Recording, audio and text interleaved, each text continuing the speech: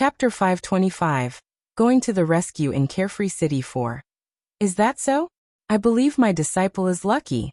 He will be fine, the little old man said very confidently. Humph. The girl was already here, so how could Jung-in be in trouble?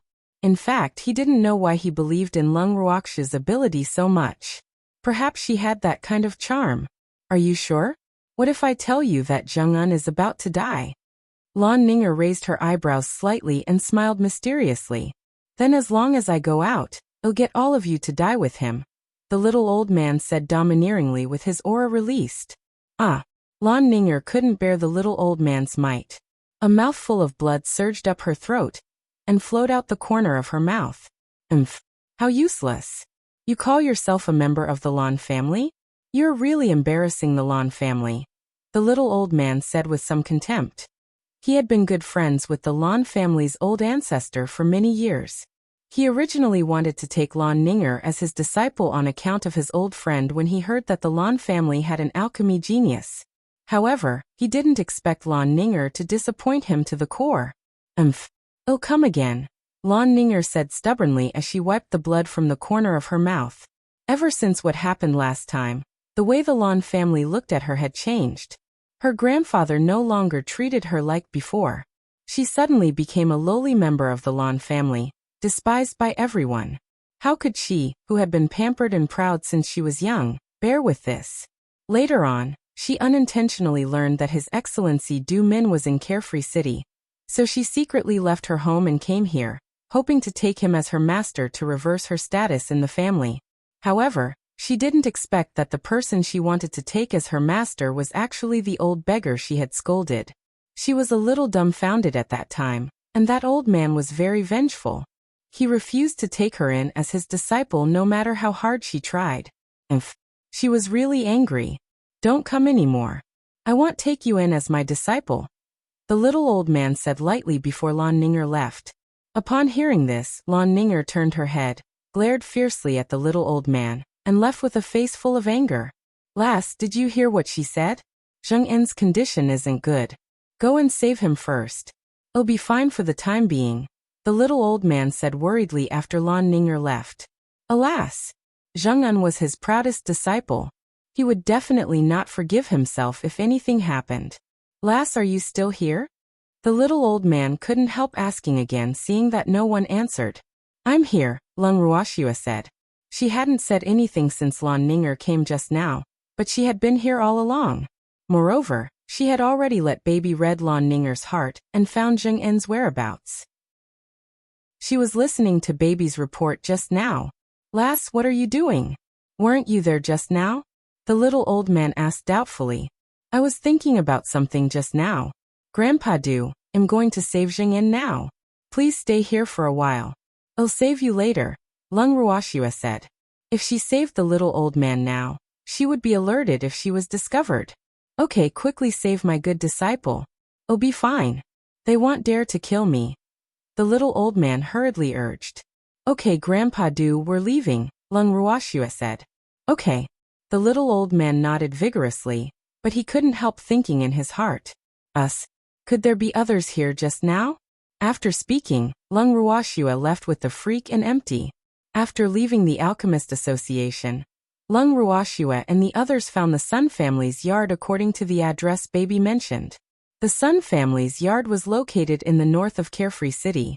It was not as big as the Lan family's yard, but it was considered one of the best in Carefree City.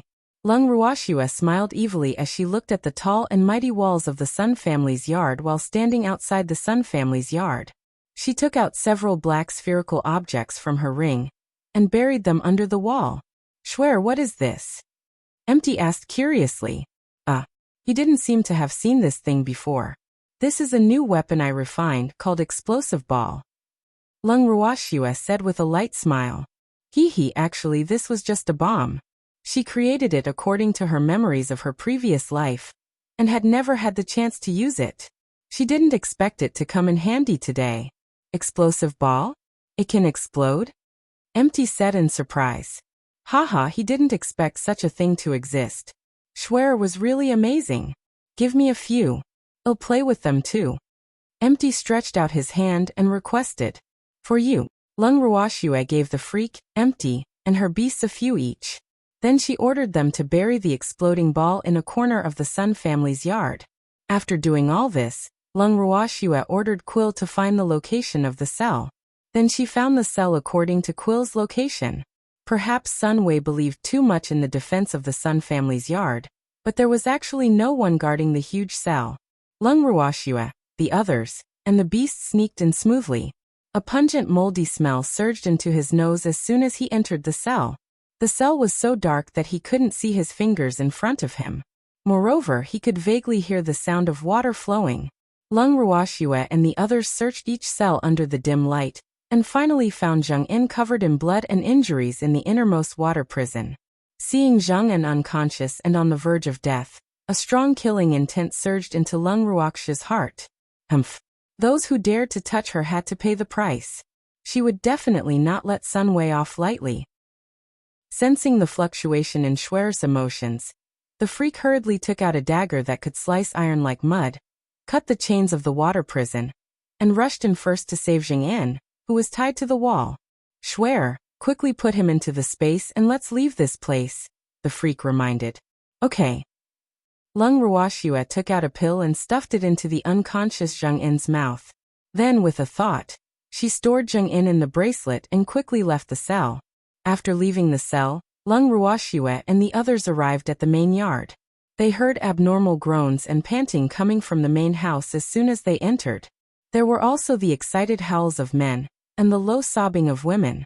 They came to the window curiously and looked in casually, only to find that the two main leads were people they knew, Sun Wei and Lan Ning. Chapter 526. Going to the Rescue in Carefree City 5. Doesn't Lan Ning like Lung Wudi? Why is she together with Sun Wei? Lung Ruoxue said in puzzlement. Was she giving up? No wonder she was so confident that Sun Wei would agree to let the little old man go. So that was the reason. How can Lung Wudi like her? It's not like he doesn't have eyes. The freak said disdainfully. Let me give them a big gift. Lung Ruoxue said very understandingly. With that, she gently pushed open the window and threw a small pill into the crack. Then she thoughtfully closed the window for them to prevent their spring sunshine from leaking out. Schwer, what did you throw in? Empty asked in puzzlement. Why did Schwer have so many things that he didn't recognize? You're still young. You're not suitable for children. You'll know when you grow up, Lung Ruoxue said with a naughty smile. Schwer, I'm not young anymore. I'm much older than you. Empty said with a black face. Could it be that? Empty guessed. You're young if I say you're young. Don't talk back. Lung Ruoxue said domineeringly. Then she pulled them away from this place. Of course, she didn't forget to throw a few explosive balls into the corner of the main yard before leaving. After Lung Ruoxue and the others left the Sun family's yard, they went to the Alchemist Association to save the little old man. Immediately after, they returned to the Carefree Pavilion without anyone noticing. After returning to the Carefree Pavilion, Lung Ruoxue directly entered the room and moved Zheng En out of the bracelet. At this moment, Zheng En had already woken up. Moreover, most of the injuries on his body had healed. However, the medicinal effects of the pills couldn't heal all his injuries at once because his injuries were too serious. In the room, after Zheng En woke up, he was stunned to see the stunning beauty in front of him. Then he asked carefully, You are? Zheng En is so injured that he doesn't even recognize me? Lung Ruoxue teased. The little old man recognized her at a glance just now. You are, Miss. Zheng En said doubtfully. He knew that his miss had taken an appearance-changing pill, but he couldn't believe that this stunning beauty in front of him was his Mississippi. However, her voice was identical to his miss, and her temperament was very similar. Nonsense. Who would save you if not me? Lung Ruoxue pretended to be displeased. Alas, Zheng En actually didn't dare to acknowledge her. Miss, I thought I wouldn't be able to see you anymore. Zheng En's eyes welled up with tears of excitement when he saw that the stunning beauty in front of him was really his Mississippi. What are you saying? You're mine. No one can take your life without my permission. Lung Ruoxue said loudly in anger. I know, that's why I've been holding my last breath. I knew that Miss would definitely come to save me. Zheng En said happily. Ooh, he had finally waited for this day. Yes, it's good that you know. Lung Ruoxue was very satisfied with Zheng En's idea and praised him. Miss, I don't know how my master is doing. Help me find his whereabouts. Zheng En pleaded. In his heart, his miss was omnipotent. Stinky brat, I've been standing in front of you for a long time. You only have your young miss in your eyes. I, this disheveled old man, have been completely ignored. The little old man said uncomfortably. All right. He admitted that he was jealous. However, his disciple's concern for him still benefited him a lot. Master, it's good that you're okay. Zheng En said happily when he saw the little old man. Alas! Fortunately, Master was safe and sound. Stinky brat, it was the girl who saved me, the little old man said honestly. The girl was their benefactor. Miss, thank you, Zheng En said gratefully, warmth flowing through his heart. Hee hee, it felt so good to have a family. What are you thanking me for? You're mine. Isn't it normal for me to save you? Lung Ruoxue didn't want her own people to be too polite with her. In her eyes, those who could be called her family were all family members that she approved of. Yes, Mississippi. Have you been well during this period of time? Zheng En nodded and then asked curiously. He had not been by Miss' side for a few months, and he didn't know what Miss had been doing recently. Fortunately, my brother and the others are out of seclusion. I'll introduce them to you when I have time, Lung Ruoxue said. Okay, I've been curious about them for a long time, Zheng En said. He had always only heard of the subordinates around his young miss, and had never seen them. He finally had the chance to see them now. Take care of your injuries first, and then we'll think about revenge. Don't let anyone who participated in hurting me go. A trace of killing intent flashed in Lung Ruoxue's beautiful eyes, and a fierce aura emitted from her body. Yes, Mississippi. I must take revenge with my own hands. Zheng En said with hatred. His bloodshot black eyes were cold and gloomy like a seductress from hell. The hatred in his heart released all his killing intent. Okay, I'll let you take revenge yourself. Lung Ruoxue nodded slightly in agreement. She would definitely fulfill Zheng En's wish since he had this idea. However, now that it involved the Sun family and the Mystic Association, this revenge would probably not be easy to take, so she had to plan carefully. Zheng En, rest well. Well, go out first. Lung Ruoxue continued, and left Ling in the room to protect Zheng En. Disciple, recuperate first and think about revenge. Master will go out first, the little old man said. With that, he left the room with Lung Ruoxue. The little old man followed Lung Ruoxue to the living room, where the others were already waiting for them. Little Snowy, you saved them all? So fast. Lan Ming couldn't help but exclaim. Alas, this girl was godlike in her work. She really left others in the dust. Little Lan Lan, how's the investigation going? Lung Ruoxue and the little old man each found a chair to sit down and asked. Almost. I went to the Mystic Association headquarters just now and found that it was very chaotic inside. Many elders were indeed locked up. However, my master's seclusion place is very safe now. The main reason is that Gong can't enter, so master's life shouldn't be in danger for the time being. Lan Ming explained the situation he had found. Alas! He was relieved seeing that his master was fine now. Chapter 527. Refining the Silver Snow Pill, Advancement 1. I originally wanted to visit the Alchemist Association, but am not very familiar with that place, so I didn't go. However, I think the situation of the Alchemist Association should be similar to the Mystic Association. Lan Ming continued. Last Brat Lan is right. This is indeed the current situation of the Alchemist Association. My muddle-headed disciple Run Li, and some elders of the association are locked up. The person in charge of the association headquarters now is Sun Wei and the elders who support him, the little old man said. Where are they locked up? Why aren't you locked up together? Lung Ruoxue said in puzzlement. Alas! This Sun Wei even locked up his master. He was really something. Whoever took him in as a disciple was really unlucky for 8 lifetimes. No. Because Lan Ninger wants to be my disciple, Sun Wei locked me up alone in order to please her. The others should be locked up in his cell. The little old man said after some thought. I didn't expect the Alchemist Association to have a cell too. Lung Ruoxue said in surprise. She really couldn't understand why the association would set up a cell. Lass, why can't the Alchemist Association have a prison? Alchemists from the association can also be punished if they do something wrong, the little old man said. Oh, in that case, let the president and elders of the headquarters stay in there for a few more days. Lung Ruoxue said with a light smile. Hee, those people had nothing to do with her, so their lives were not in her consideration. Yes, let them stay inside for the time being. Anyway, Sunway won't kill them for a while. The little old man agreed. Alas, those people were so stubborn. They refused to let him cancel the punishment order he gave Jing-en back then no matter what. Great, they listened to Sunway back then, but in the end they were still locked up by Sunway. They were really asking for trouble. He didn't pity them at all, even though his disciples were among them.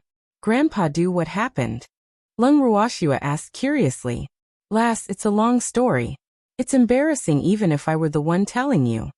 The little old man sighed softly and said helplessly. Grandpa, you have to let me know even if it's embarrassing. Lung Ruoxue said. She had heard Ning Yuan mention some things, but Ning Yuan was only an ordinary mystic after all. It was impossible for him to know too much about these things that happened in the upper echelons. Lass, after I brought Jing-en back, I thought that the matter could be easily resolved with me stepping in.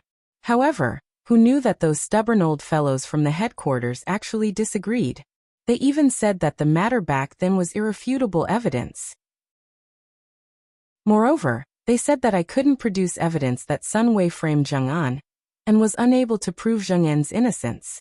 Some people even said that I sided with Jing-en, and deliberately wronged Sunway, because Jing-en was my disciple. It's really infuriating.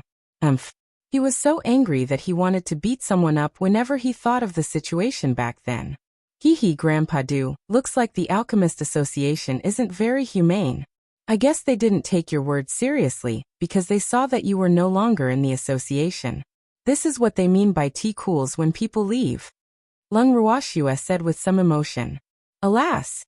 It seemed that she had expected it wrong back then. She originally thought that the little old man had an extraordinary status in the Alchemist Association, and that no one would dare to oppose his opinion. Who knew that those people actually dared to rebel? Lass, you're right. They've been blinded by power. Alas! The little old man sighed repeatedly. He was still respected by countless people in other places, but he actually received a cold treatment in his territory. This really made his heart turn cold. Grandpa, shouldn't Sunway be grateful to them since they didn't believe you? Why did he lock them up?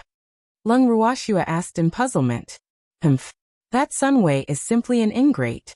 After using them, he seized their power simply because they didn't agree to him inheriting the position of the president of the headquarters, the little old man said gloatingly. Isn't the president of the association headquarters Run Li? Could it be that Run Li wants to give the position of president to Sunway? Lung Ruoxue said doubtfully. There was really extraordinary chaos among the upper echelons of the Alchemist Association. It was originally Run Li. However, because of my matter, Run Li felt that he had let me down, so he took the initiative to resign from his position as the president. He ordered the Elder Association to choose a new president. However, the opinions of the Elder Association had always been inconsistent, and many people didn't approve of Sunway being the president of the headquarters, so Sunway borrowed the power of the Sun family and the Mystic Association to lock up all the people who opposed him. However, Sunway won't kill them for the time being. He still needs to borrow their power to consolidate his status, so those old muddled bugs are still safe now. The little old man said angrily. Oh, I see. Lung Ruoxue understood. Little Snowy, Sun Weisbacher should be Sun Meilin's mother. Wu Gong's involvement was all because of her. Moreover, I saw her at the Mystic Association headquarters. Lan Ming said evasively. Isn't it normal to see her? Little Lan, could it be that you saw something you shouldn't have seen? Lung Ruoxue asked in realization. TCH, was little Lan considered shy? What was wrong with that? It seemed like the relationship between the adulterous pair was no secret. She just didn't know if the person from the Sun family knew. 2 drops of cold sweat dripped down Lan Ming's forehead. Was he really overreacting? Little Lon Lon, do you know the background of that Madam Sun? Lung Ruoxua asked after some thought. I know a little. I heard that woman was originally the concubine of the deputy patriarch of the Sun family, Sun Sheng. Later on, she used some unknown means to obtain Sun Sheng's favor, and jumped to become Sun Sheng's wife. She also gave birth to a son and a daughter for Sun Sheng, so her status in the Sun family has always been very stable. She even has the momentum to suppress Sun Sheng's wife. Lan Ming said to Lung Ruoxua with the information he knew. Is that woman very beautiful? Lung Ruoxua asked curiously. She was indeed a capable woman. To be honest, she really wanted to meet this Mrs. Sun. Not too bad. Lan Ming said after some thought. What do you mean by not too bad? Is she beautiful or not? Lung Ruoxua said impatiently. Chapter 528. Refining the Silver Snow Pill, Advancement 2. Not as beautiful as Sun Meilin, Lan Ming said helplessly. Ooh, little Snowy was so fierce. Then how did she get the favor of that Sun whatever? Lung Ruoxua was puzzled. A man's taste was really strange. I don't know. Lan Ming shrugged. How could an outsider like him know so much about what happened between husband and wife? Then what about her and Wu Gong? Why does Wu Gong listen to a married woman? Lung Ruoxua couldn't understand. How could a married woman be so charming? She could actually make the vice president of the Mystic Association obey her. This was too unbelievable. There are rumors that she's Wu Gong's lover, but no one knows if it's true or not. Blue said after some thought. Oh. Lung Ruoxua nodded. She didn't expect Wu Gong to be so sentimental. By the way, Grandpa Du, you are a mystic supremacy. How did you get locked up by Sun Wei and the others? Lung Ruoxua asked hurriedly as she suddenly thought of this. Lass, I forgot to tell you that Wu Gong is already a mystic supremacy. Moreover, he has many mystic sovereigns by his side, and there are many from the Sun family. Alas! I was alone, so I was captured, the little old man said very gloomily. Alas! He had never been schemed against so cowardly in all his years of life. Wu Gong is also a mystic supremacy? Lan Ming was surprised. No wonder he felt Wu Gong's aura become stronger when he saw him just now. He didn't expect him to be a mystic supremacy. Yes, I didn't expect it either. Otherwise, I wouldn't have suffered so much. Thinking of this, the little old man was really depressed. Does Madam Sun have a mystic supremacy by her side? Lung Ruoxua asked. No, her people are all mystic sovereigns, the little old man said with certainty. They only have one mystic supremacy, right? Lung Ruoxua looked at the little old man to confirm. Yes, there should only be one mystic supremacy, Wu Gong. However, if the Sun family sends a mystic supremacy, there will be more than one, the little old man said worriedly. Alas! Wu Gong was not worried. He was afraid of the Sun family's ambition. The Sun family won't casually send a mystic supremacy. Empty, who had been sitting in the chair without saying anything, said with certainty. Are you sure? Lung Ruoxua didn't know why she was so confident, but she would still believe what Empty said. Of course, power and status are not the most important to mystic supremacies. Their greatest wish is to break through. So mystic supremacies won't fight easily unless it's urgent. Empty was experienced, so he knew what was most important to mystic supremacies. Very few mystic supremacies would fight to the death for fame and benefits. What level is mystic supremacy after breaking through? Lung Ruoxua couldn't help asking. Empty should know, right? Haha, I can't tell you now. These are too far away from you. You should break through to Mystic Monarch first. Empty smiled and deliberately kept him in suspense. Humph. Fine, I'll know sooner or later anyway. Lung Ruoxua said nonchalantly.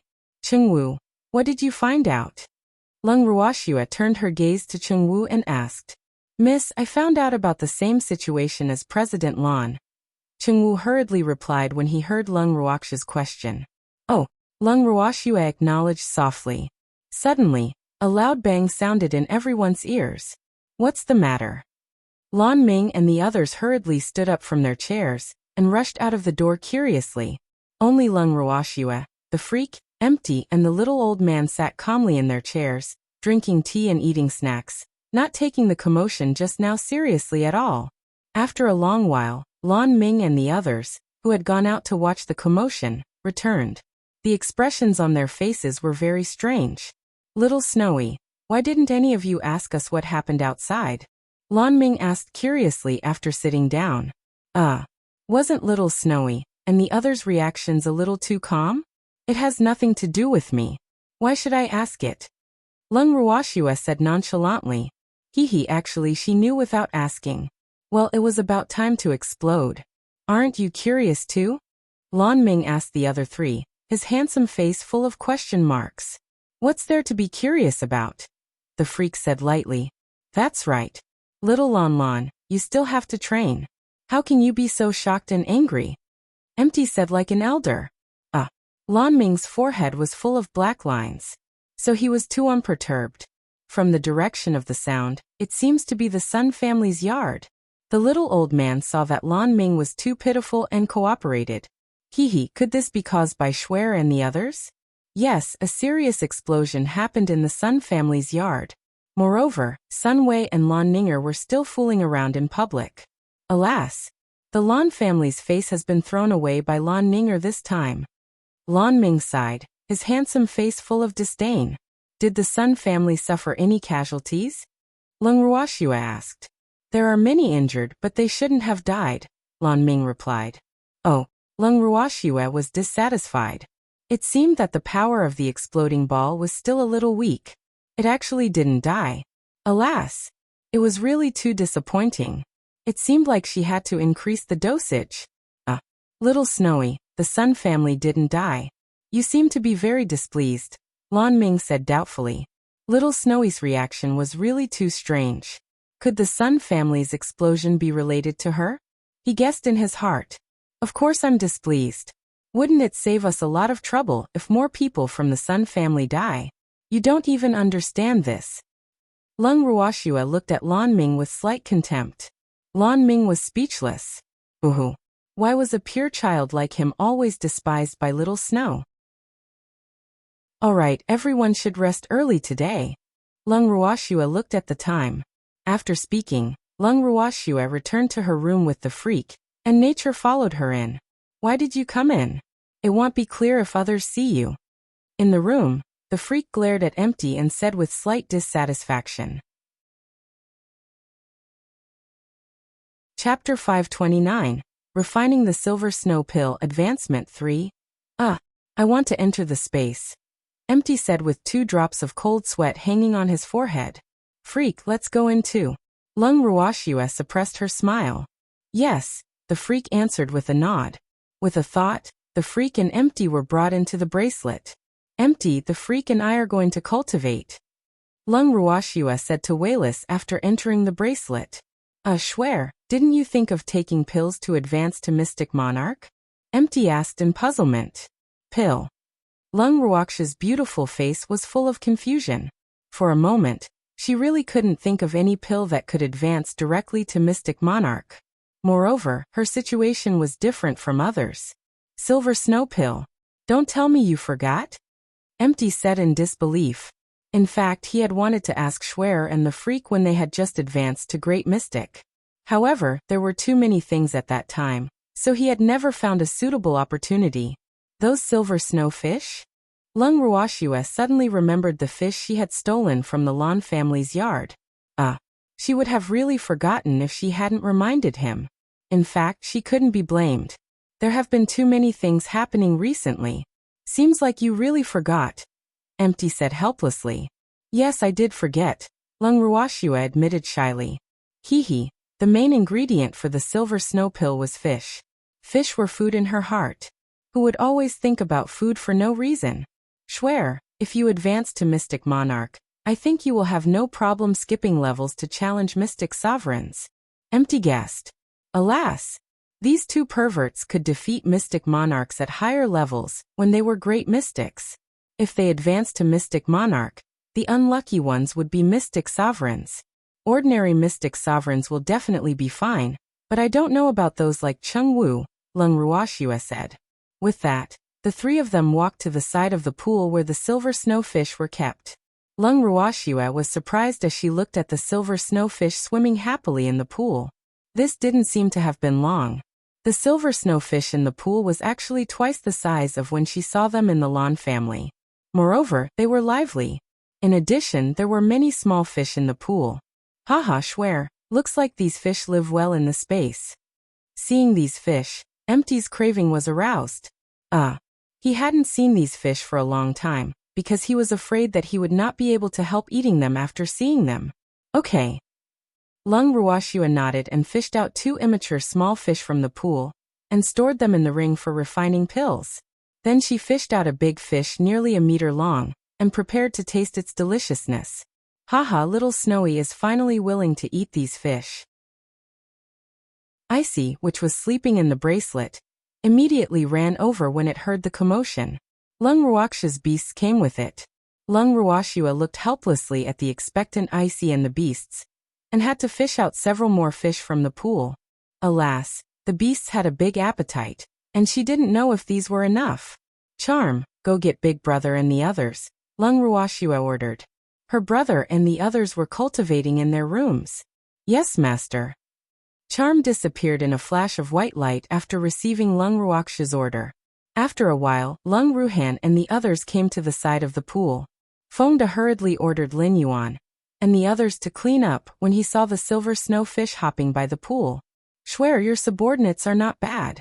Empty praised Fengde and the others, who were cleaning up the fish. Of course. Look whose subordinate it is, Lung Ruoxue said proudly. Schwer, you've also learned to be vain. Empty said with a light smile. I'm not being vain. This is the truth. Lung Ruoxue quibbled. How could she be vain? Miss, everything is packed. Fengde walked to Lung Ruoxue's side and reported. Okay, Fengde, leave a few raw fish slices and grill the rest. Lung Ruoxue said after some thought. She had trained Fengde and the others' culinary skills, so she didn't have to do it herself with them around. He so good. Yes, miss, Fengde answered with a smile. He thought so too. Little Snowy, what are raw fish slices? Are they raw? Icy asked curiously. Boo. It didn't like raw food. Yes. Lung Ruoxue nodded. Little Snowy, can we not eat it? How can raw food be as delicious as cooked food? Icy's blue eyes welled up with tears as it said pitifully. Little Icy, raw fish slices are different from the raw fish you think. Hehe. You'll know in a while. Lung Ruoxue said with slight mystery. She seemed to have not eaten raw fish slices since she came to the boundless heaven continent. The main reason was that her elder brother and the others were not around, and they were too few, so there was no point in eating. Oh, Icy answered doubtfully. Little Snowy's food was delicious, but it still had reservations about the raw fish that Little Snowy mentioned. After a while, the fragrance of the grilled fish entered the noses of everyone and the beasts. The alluring smell seduced their appetite. Lung Ruoxue and the others and the beasts found a seat obediently, and the beasts that knew how to cook took the initiative to help grill the fish. After a while, the sashimi was first served on the table Lung Ruoxue had set. Then the grilled fish was also served, filling the entire table. Little Icy, come try the raw fish slices first. Lung Ruoxue picked up a thin fish slice with her chopsticks, dipped it in the sauce, and brought it to Icy's mouth. Alright, Icy opened its mouth reluctantly, and ate the thin fish slice. Who knew that the fish slice actually melted in its mouth?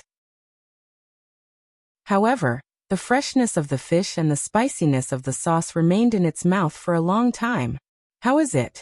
Lung Ruoxue looked at Icy's slightly dull little face and asked with a smile. How can this be? Empty asked in surprise after eating a slice of raw fish curiously. The taste was really unbelievable, completely different from what he imagined. Chapter 530, Refining the Silver Snow Pill, Advancement 4. Haha, it's delicious, isn't it? Fengde said with a big smile. His first reaction was similar to Empty's. Yes, the cool taste is sweet and delicious. I didn't expect it to taste so good raw. Empty praised and then began to eat heartily. Little Snowy, give me another piece. That melted in my mouth just now. Icy also reacted after a while. Okay. Lung Ruoxue sent another piece to Icy. Icy smacked its lips after eating, its face full of reminiscence. Haha. Lung Ruoxue couldn't help laughing when she saw the expression on Icy's little face. Little Snowy, how can this sashimi be so delicious? It tastes completely different from the raw meat I've eaten before. Icy said with a face full of surprise. Of course it's different. The silver snowfish itself likes the cold, so the meat is more delicious and more suitable to be eaten raw. However, the meat you've eaten in the past is different. No one will be willing to eat raw if they can be cooked. Lung Ruoxue said with a smile. Yes, that's right. I didn't know how to eat cooked food at all when I was alone in the past. I only knew after following Master. Icy sighed. Alas! How could beasts receive such good treatment, unless they followed a good master? Hee, my cute master is the best master in the world. Darling jumped into Lung Ruoxue's arms and acted coquettishly. Of course, it didn't forget to rub against its cute master's arms. Yes, my master is also very good, Icy said. However, it was the only beast master, so it was not as lively as Little Snowy. At this moment, Lung Ruoxue seemed to have suddenly thought of something. She stood up, took some food from the table, and put it in her storage ring. Schwer, where are you going? The freak couldn't help asking when he saw Schwer's actions.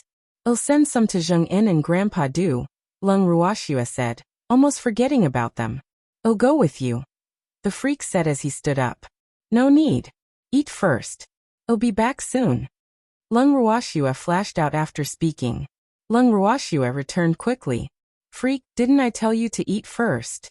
Lung Ruoxue said helplessly as she looked at the freak staring at her. I can't eat without you. The freak's obsidian eyes glittered as he looked at Lung Ruoxue aggrievedly. Be good, I'll feed you. Lung Ruoxue quickly coaxed. Alas! The freak was like a child sometimes, always acting coquettishly. That's more like it. The freak was satisfied, and his incomparably handsome face revealed a drop-dead gorgeous smile. Lung Ruoxue picked up a piece of grilled fish, and brought it to the freak's mouth to coax him to eat it. After eating, the freak's mood became better, and the smile on his face increased. The beasts looked at the smug freak with contempt, and they couldn't help but grumble in their hearts. They were already so old, but they still liked to act coquettishly and look down on him. At this moment, they had long forgotten that they were the same. They were not much better than the freak. After eating the sumptuous silver snowfish dinner, Fongda, the others, and the beasts took the initiative to pack up. Lung Ruoxue entered the alchemy room of the purple bamboo hut with the freak to prepare to concoct the silver snow pill.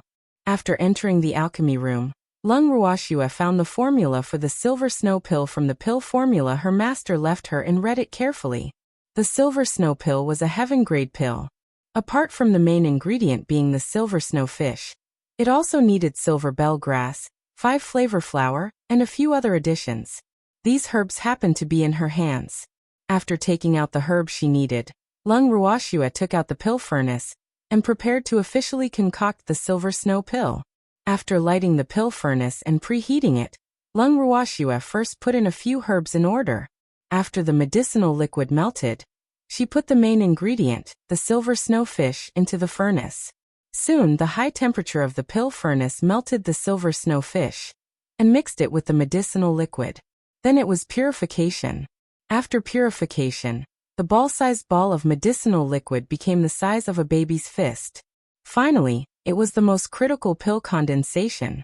Lung Ruoxue waved her hands and cast the spell to condense the pill. Then she sat quietly in front of the pill furnace and waited. A moment later, the pill furnace emitted the unique fragrance of the pill. She knew that the pill was completed.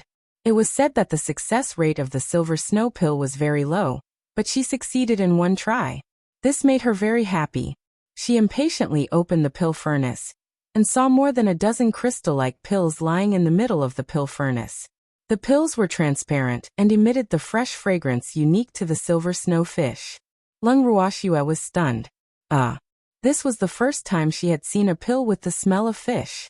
Hee, the world was really big and there were all sorts of things. Lung Ruoxue took out the jade bottle she had long prepared and stored the pills in the furnace.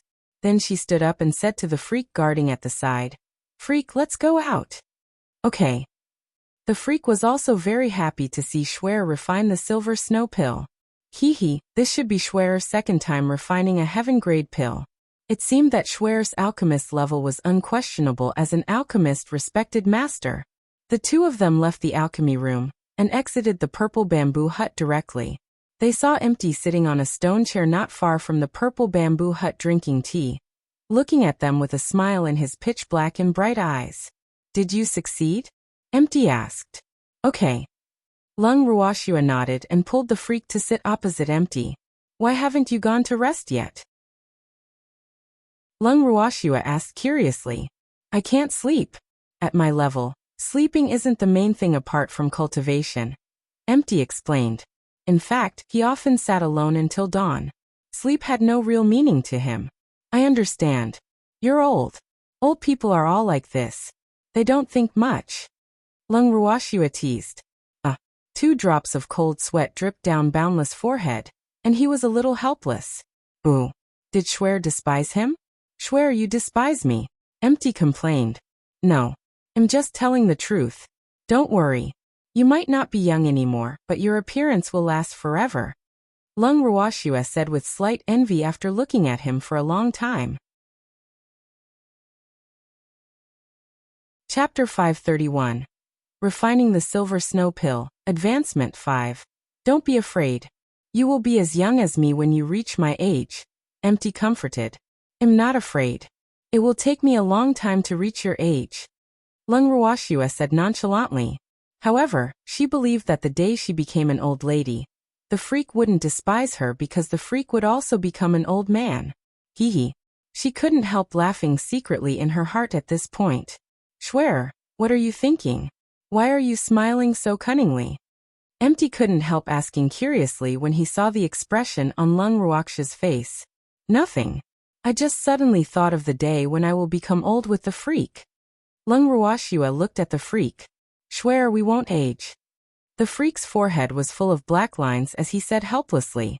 Alas, he knew what Schwer was thinking from her expression. How could they become old?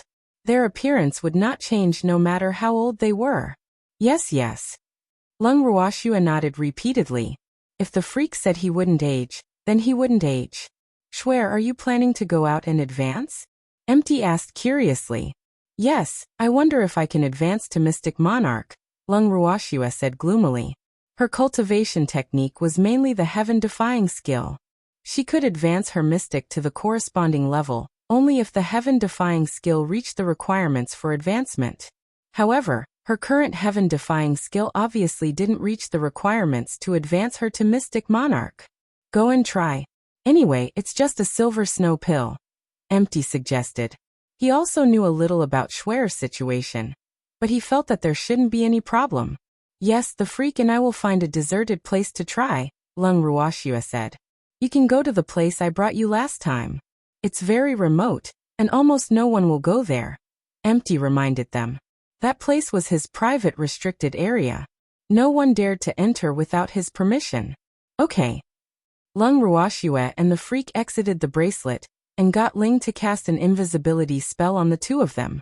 They then left the Carefree Hall in invisibility and arrived at the back mountain of the Mystic Association headquarters that Empty brought them to last time with their memories. At the back mountain, Lung Ruoxua summoned the little peacock from the bracelet and sat on its back with the freak. The little peacock carried them down the mountain stream. At the bottom of the stream, Lung Ruoxua and the freak found a wide place and moved their beasts out of the bracelet. Then the two of them found a huge rock and sat cross-legged on it. Lung Ruoxua took out 2 silver snow pills and handed one to the freak. Eat it. Schwer, eat first. I'll eat after you advance, the freak said. He wanted to advance with Schwer. Let's eat together. It's okay if I can't advance. You can protect me after you advance, Lung Ruoxua said. She didn't know if she could advance, but their strength would improve greatly if the freak could advance to Mystic Monarch first. All right, let's eat together, the freak said helplessly. Boo. In fact, he could protect Schwer even if he didn't advance to Mystic Monarch because, okay. Lung Ruoxua nodded, and the two of them put the silver snow pill in their mouths. Not long after taking the silver snow pill, the heaven-earth laws for advancement descended. The freak advanced first, but Lung Ruoxua still didn't move. Lung Ruoxia's beasts stared at their master, afraid that their master would feel any discomfort. Alas! They knew their master's condition, so they were very nervous. After the freak advanced, he opened his pitch-black starry eyes. At this moment, his aura was even more restrained, and the aura on his body was sharp and terrifying like an unsheathed sword. The freak advanced to Mystic Monarch, adjusted his breathing slightly, and stared at Lung Ruoxia with the eyes of the beasts. At this moment, Lung Ruoxia's face revealed a painful expression. After taking the silver snow pill, the mystic energy in her body became violent, raging wantonly in her body like a hurricane. After the huge spiritual energy contained in the silver snow pill entered her body, it quickly fused with the violent mystic energy. At first, the two forces collided and fought for territory that belonged to them without giving in to each other. Later, the spiritual energy gradually lost and was absorbed by the mystic energy in Lung Ruoxia's body, converted to mystic energy to fill the insufficient mystic energy in her body. With the replenishment of the spiritual energy contained in the silver snow pill, Lung Ruoxia quickly felt the barrier to advance. With a spurt of energy, she mobilized the mystic energy in her body and launched a fierce attack on the barrier. With a crisp paw sound, she finally broke through to Great Mystic and officially advanced to Mystic Monarch. The monsters and beasts that had been guarding Lung Ruoxia finally relaxed after seeing the heaven-earth laws descend. Lung Ruoxia tried her best to absorb the benefits brought by the descent of the heaven-earth law before it dissipated. Then, she regulated her breathing a little before slowly opening her beautiful eyes. Freak charm. What happened to you? Lung Ruoxia looked at the man and the beasts surrounding her, feeling a little uneasy. Their expressions were so serious. Schwer, it's been hard on you, the freak said with heartache. Alas! He really wanted to bear the pain on her behalf when he saw Schwer just now. However, he didn't dare to disturb Schwer and could only watch helplessly. Boo! This feeling was really bad. Master! Charm and the other beasts also called out softly. Moreover, they looked at Lung Ruoxia with tears in their eyes. Don't be like this, Lung Ruoxia said hurriedly. She admitted that it hurt a little just now, but she really didn't want to see them so worried. Moreover, she was fine now. Master, I'm going to advance. Charm suddenly shouted. Boo! It hadn't had the chance to care about Master yet. How could it advance so quickly? The heaven-earth laws that advanced one after another descended into the mountain stream, just as Charm finished speaking. The beasts advanced one after another like a relay race, and their advancement also brought Lung Ruoxia great benefits. Haha, Master, I've advanced to a transcendent divine beast. Moreover, I'm a level 2 transcendent divine beast. Fengzhan transformed into his human form and flew to Lung Ruoxia's shoulder to report. Chapter 532.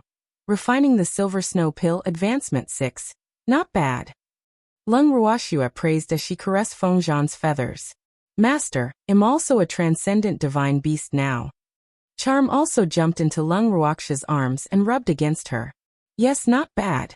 Lung Ruoxia caressed Charm's soft fur with satisfaction. Charm had advanced to a level 1 transcendent divine beast after this advancement.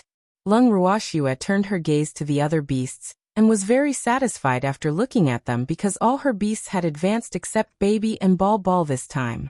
Among them, Darling, Quill, Rise and the other beasts had advanced to level 9 legendary beasts, while White Dawn had advanced to level 5 transcendent divine beasts.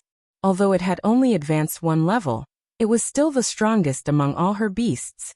Hey kitty, I'm a transcendent divine beast too. At this moment, Fengzhan flew in front of White Dawn and deliberately provoked it. You damn bird. Even if you become a transcendent divine beast, your level isn't higher than mine. What's there to be smug about? White Dawn raised its eyes slightly and said with slight disdain. Master, I request to spar with this damn cat. Fengzhan looked at Lung Ruoxia and said indignantly. Sparring? Alright. I approve. Lung Ruoxia said helplessly. Alas! Why did Fengzhan and White Dawn like to fight so much? I don't want to spar with you. Lung Ruoxia agreed, but Baisu was displeased. Damn cat, are you afraid? Fengzhan continued provoking it. It had to fight this stinky cat anyway, because it wanted to know how big the difference between them was now. TCH, you're only a level 2 transcendent divine beast. I'm level 5 now. Why would I be afraid of you? White Dawn said with a disdainful smile. Why don't you dare to spar with me since you're not afraid of me? Feng Zhan glared at him with his small red eyes and said with displeasure. It's not convenient for me these few days. White Dawn rolled his eyes at Feng Zhan and said lightly. It's inconvenient for you these few days? Ha!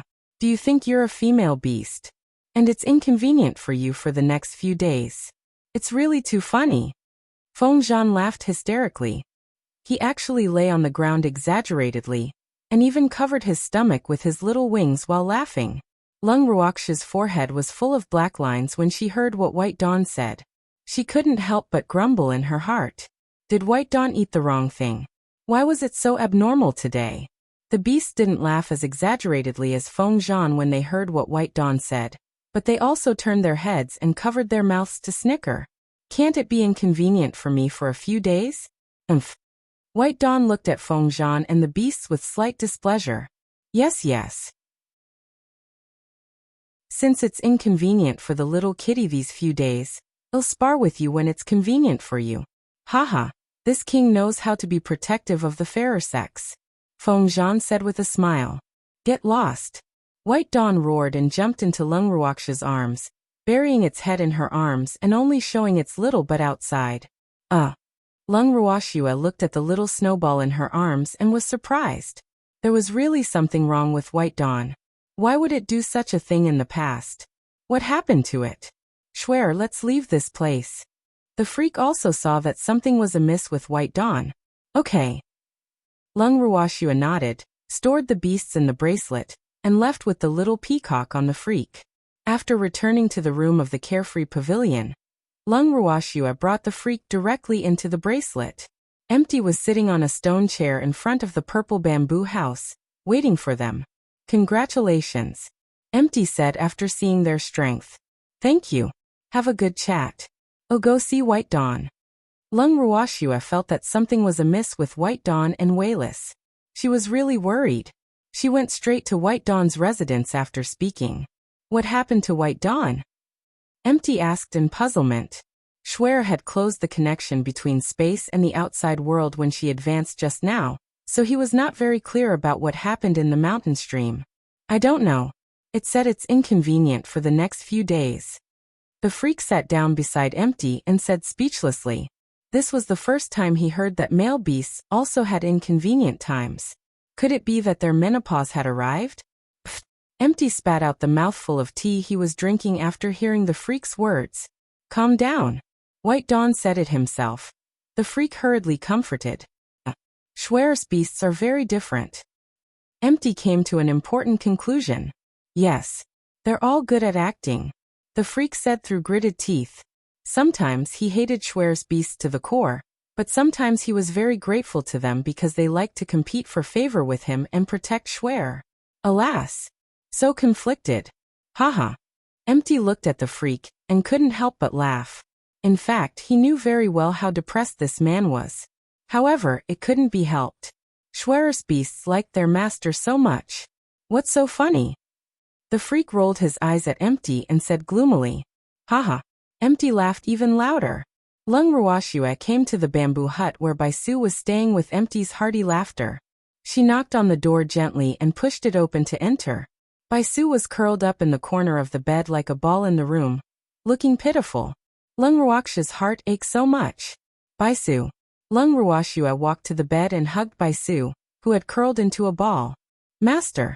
The transmogrified White Dawn looked up at Lung Ruoxia with watery green eyes, aggrieved. White Dawn, what's wrong with you? Lung Ruoxia asked in puzzlement. In her impression, White Dawn was not a beast that liked to cry.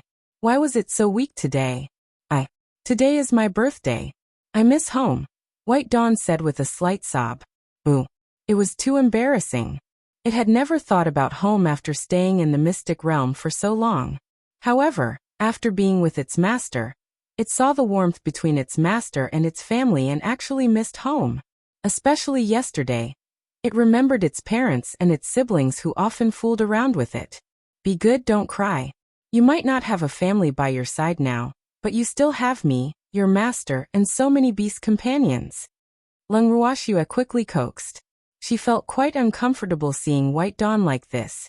Fortunately, she had always been with her family. Otherwise, she would probably be as sad as White Dawn. Chapter 533. It's not convenient for me during these few days. 1. Yes. White Dawn nodded. Its master was right. It was not alone. It still had its most beloved master, and so many beast companions. Then don't be secretly sad, understand? Lung Ruoxua ordered. Alas! She thought she cared about her beasts, but she didn't even realize Bai Zu's thoughts. She was such a failure. She wasn't a good master. Boo. Okay, White Dawn answered obediently. White Dawn, let's go out and celebrate your birthday together. Lung Ruoxua suggested. She didn't seem to have a birthday all along. It seemed like no one around her had a birthday. No need, master, White Dawn said shyly. It was too embarrassing to cry in front of its master. Why not? Master has decided. The people and beasts around me have to celebrate their birthdays in the future. Lung Ruoxua said resolutely. She left the bamboo hut with White Dawn in her arms after speaking. After exiting the bamboo hut, Lung Ruoxua carried White Dawn to the table where the Freak and Empty were sitting. After placing White Dawn on the table, she called out softly, Qingju. Big sister. Qingju appeared in front of Lung Ruoxua and the others. Qingju, call everyone and the beasts out.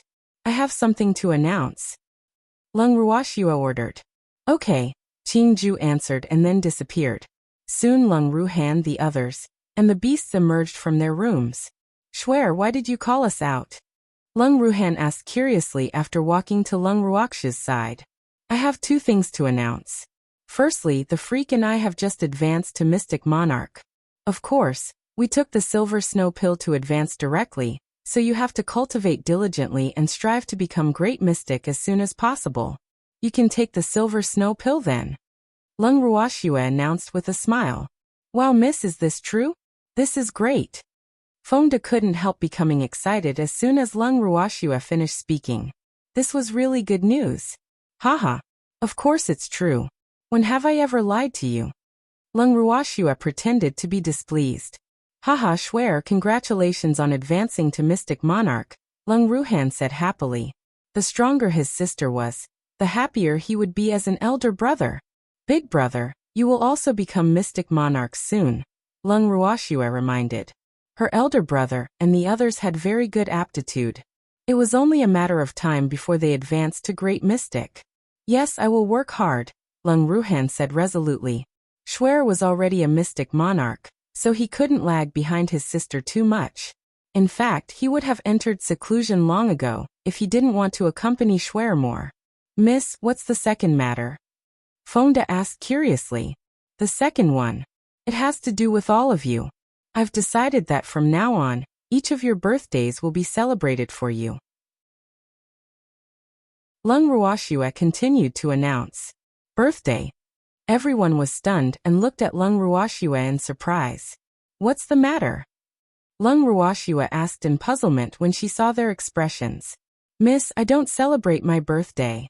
Fengde scratched his head and said helplessly. He was not a child. Why should he celebrate his birthday? Miss, I don't know my birthday. I'm an orphan. Lin Yuan said. He had never had a birthday since he was young because he didn't know when his birthday was at all. Moreover, no one had given him one. It's okay. It's CAEB the same day as me if you don't know when yours is supposed to be, Lung Ruoxua said. These subordinates and beasts were her family, so she had to make them feel at home. What happened with White Dawn couldn't happen again. I want mine to be the same as Big Sister's, Qingju said happily. He was an artifact spirit and didn't have a birthday. Okay. Anyone who doesn't know when their birthday is can celebrate it with me, Lung Ruoxua repeated. Big sister, I don't remember my birthday, Baby said aggrievedly. Ooh. It couldn't remember when it was born, so it couldn't remember when its birthday was. Hee baby, you can have the same birthday as Big sister. Lung Ruoxua coaxed. Okay. Baby nodded. Hee, it was going to celebrate its birthday with Big Sister on the same day. It was so happy. Tell Qingju the dates of your birthdays if you know them.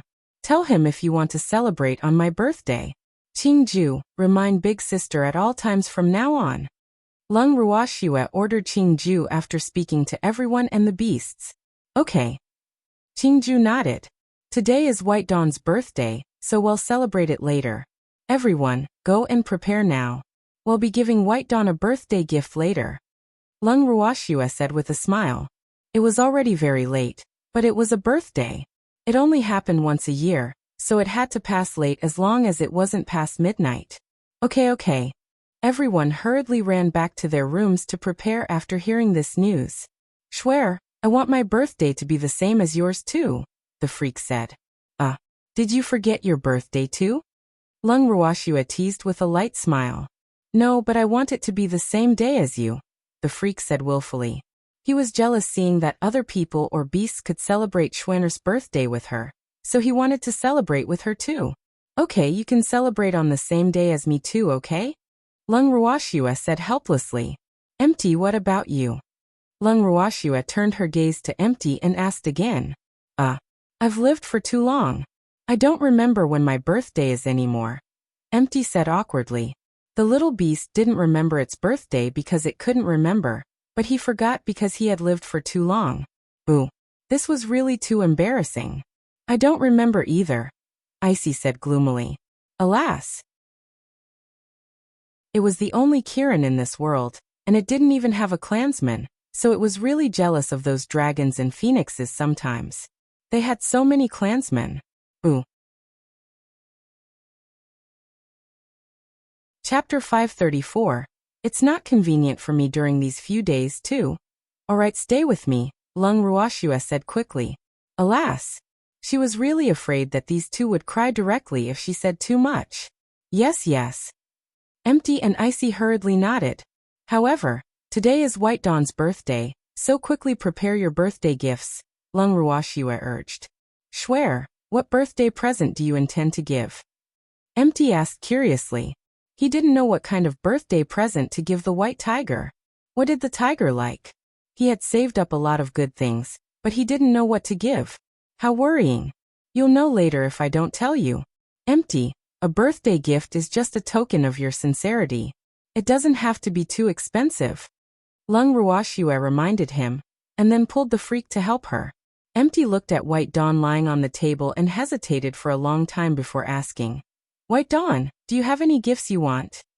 I don't. White Dawn frowned and said after some thought. Then what should I give you? Empty was in a dilemma. What should he give I? Anything. It's okay if you don't give me a gift too, White Dawn said. It was already very happy that they had this intention. It really didn't care what they gave. How can that do? I'll think about it carefully. Empty held his chin and started thinking. Master, help me gift something to it too. Icy reminded. It didn't have much wealth. Okay. Empty nodded and continued thinking. After a long while, everyone and the beasts gathered in front of the purple bamboo hut. Where's Master? Charm asked curiously when it didn't see Lung Ruoxue. She went to prepare a gift. Empty said. He hadn't thought of what to give. Charm nodded, its heart full of anticipation. It might not be its birthday today, but it was still very curious what gift its master would give White Dawn. Fengda and the others took the initiative to prepare food when they saw that their miss was not back yet, so the silver snow fish in the pool suffered again. Moreover, almost all the fish, prawns, and crabs in the pool were not spared. Lung Ruoxue and the freak returned after they prepared the food. You're fast. Lung Ruoxue looked at the table full of food, and was speechless. How many days were they planning to eat? Could they finish so much? If she remembered correctly, they had just finished the silver snow fish banquet not long ago. Isn't today White Dawn's birthday? Of course we have to prepare more. Fengda scratched his head and smiled foolishly. Can you eat it? Lung Ruoxue asked curiously. Yes. There won't be a problem eating a cow.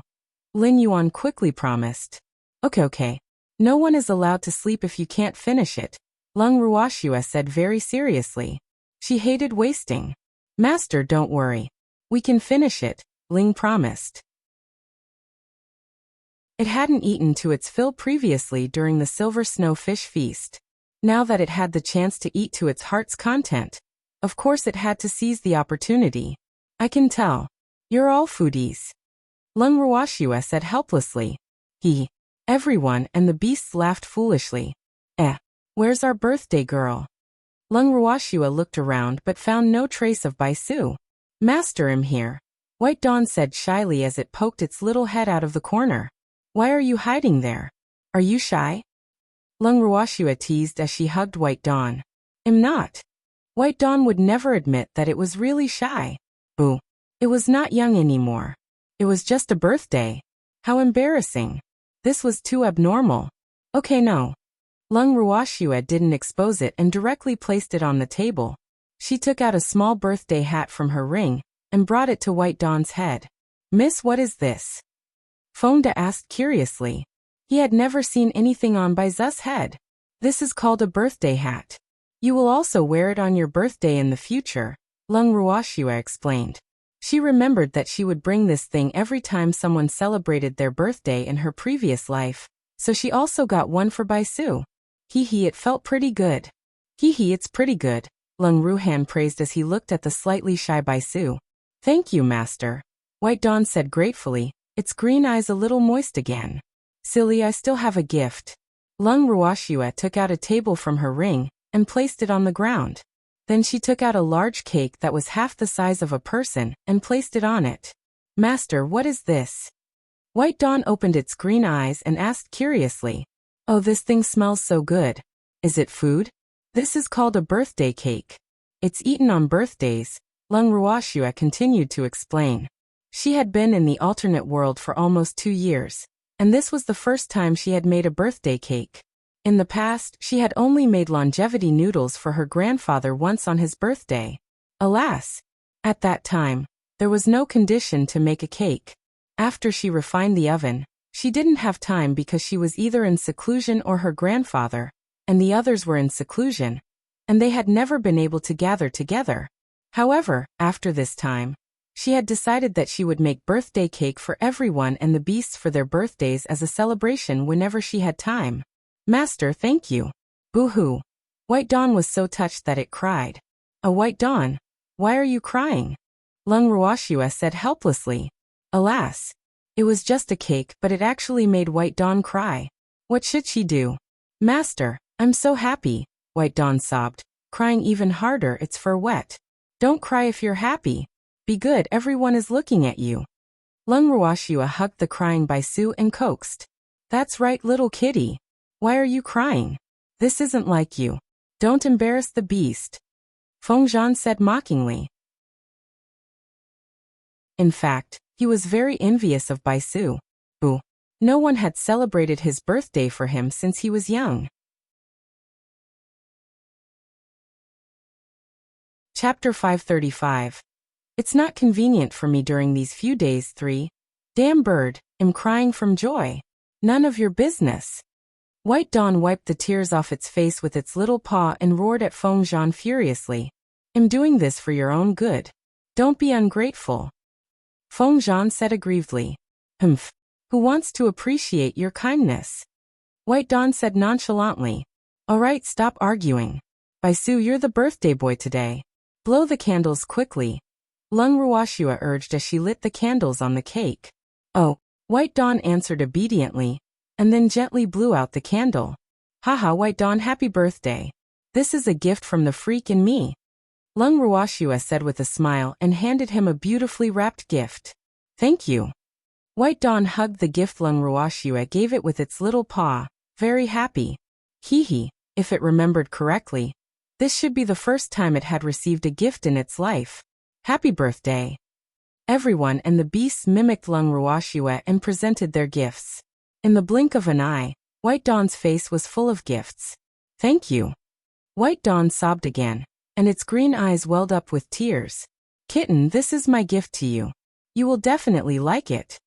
Fengzhan also took out the gift he had prepared and deliberately placed it in White Dawn's arms. Thank you, damn bird, White Dawn said irritably. You're welcome. You'll give it to me on my birthday too. Master said it's called exchanging gifts. Feng Zhan said proudly. The gifts are all here. Everyone, you can cut the cake now. Lung Ruoxua hurriedly urged lest these two started fighting again. Miss, I'll do it, Feng De volunteered. Then he picked up the knife on the table, cut the cake into several small pieces, and distributed them to all humans and beasts. Everyone and the beasts ate the sweet cake, tasted the delicious food, and chatted happily. Time passed by slowly. It was almost dawn outside the bracelet after they celebrated Bai Zu's birthday.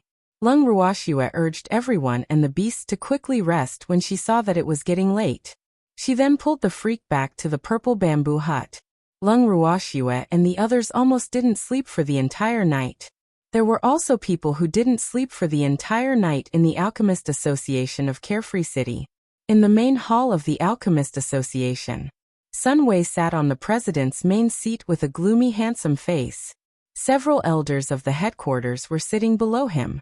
The other elders and the former president had been locked up by him, so there were not many people who could work for him in the headquarters now. How is it? Did you find him? Sun Wei suppressed his anger and asked his subordinate standing in the middle of the hall. Young master, the Sun family's yard has been cleaned up, but we didn't find any trace of Zheng En. A man in his 30s reported. Didn't find anything? Continue searching. Sun Wei ordered furiously. The big explosion in the Sun family's side yard today must have been done by Zheng En's accomplices. Even though the figure of the male corpse found in the cell was similar to Zheng En's, he didn't believe that the person was Zheng En because that person had long been smashed beyond recognition by the exploding cell. There was no way to identify him at all. He had chased Zheng En for more than a decade and Zheng En was still alive and well, so he didn't believe that Zheng En would die so easily. Moreover, Du Min, who was locked up in the Alchemist Association, was also gone, so he had even less reason to believe that Zheng En would die. Young master, the Sun family's side yard and the Alchemist Association have searched and didn't find any traces of anyone escaping. However, I think it's very possible that they have already left Carefree City. The man analyzed. Impossible, their movements won't be so fast. They must still be in Carefree City. Search the entire city from tomorrow onwards. Sun Wei denied his subordinate's deduction and ordered. Search the entire city? The man was stunned and said in surprise. What? Is there a problem? Sun Wei glared and questioned with slight displeasure. Young master, it's probably inappropriate to search the entire city. This is Carefree City after all. Those mystics won't agree if we search the entire city, the man reminded. This was not Sunzhou City.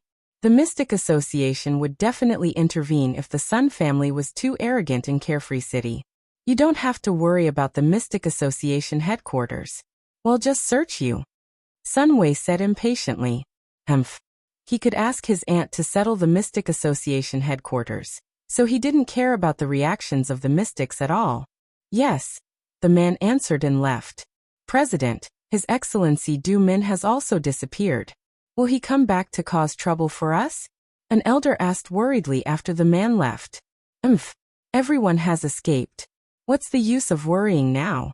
I told you long ago to send more people to watch him, but you didn't take it seriously, Sun Wei said coldly. He was very angry with these elders, but he still had to rely on their support now, so he could only bear with it. President, you can't blame us. No one realized how he was rescued at all. The guards at the door didn't see anyone enter that room, except for Miss Lan Ninger, another elder said. Do you want to say that Ninger released Du Min? Sun Wei questioned. President, that's not what Elder Wang meant. However, Miss Lan Ninger does have the intention to release His Excellency Du Min. Everyone knows that. Do you think His Excellency Du Min agreed to take Miss Lan Ninger as his disciple? And Miss Lan was afraid that we wouldn't agree to let him go. So she secretly let him go? An elder in black said. Impossible. Ninger will tell me if he wants to let her go. Sun Wei said with certainty, because he had told Ninger that he could let Du Min go for her sake, as long as Du Min was willing to take her in as a disciple.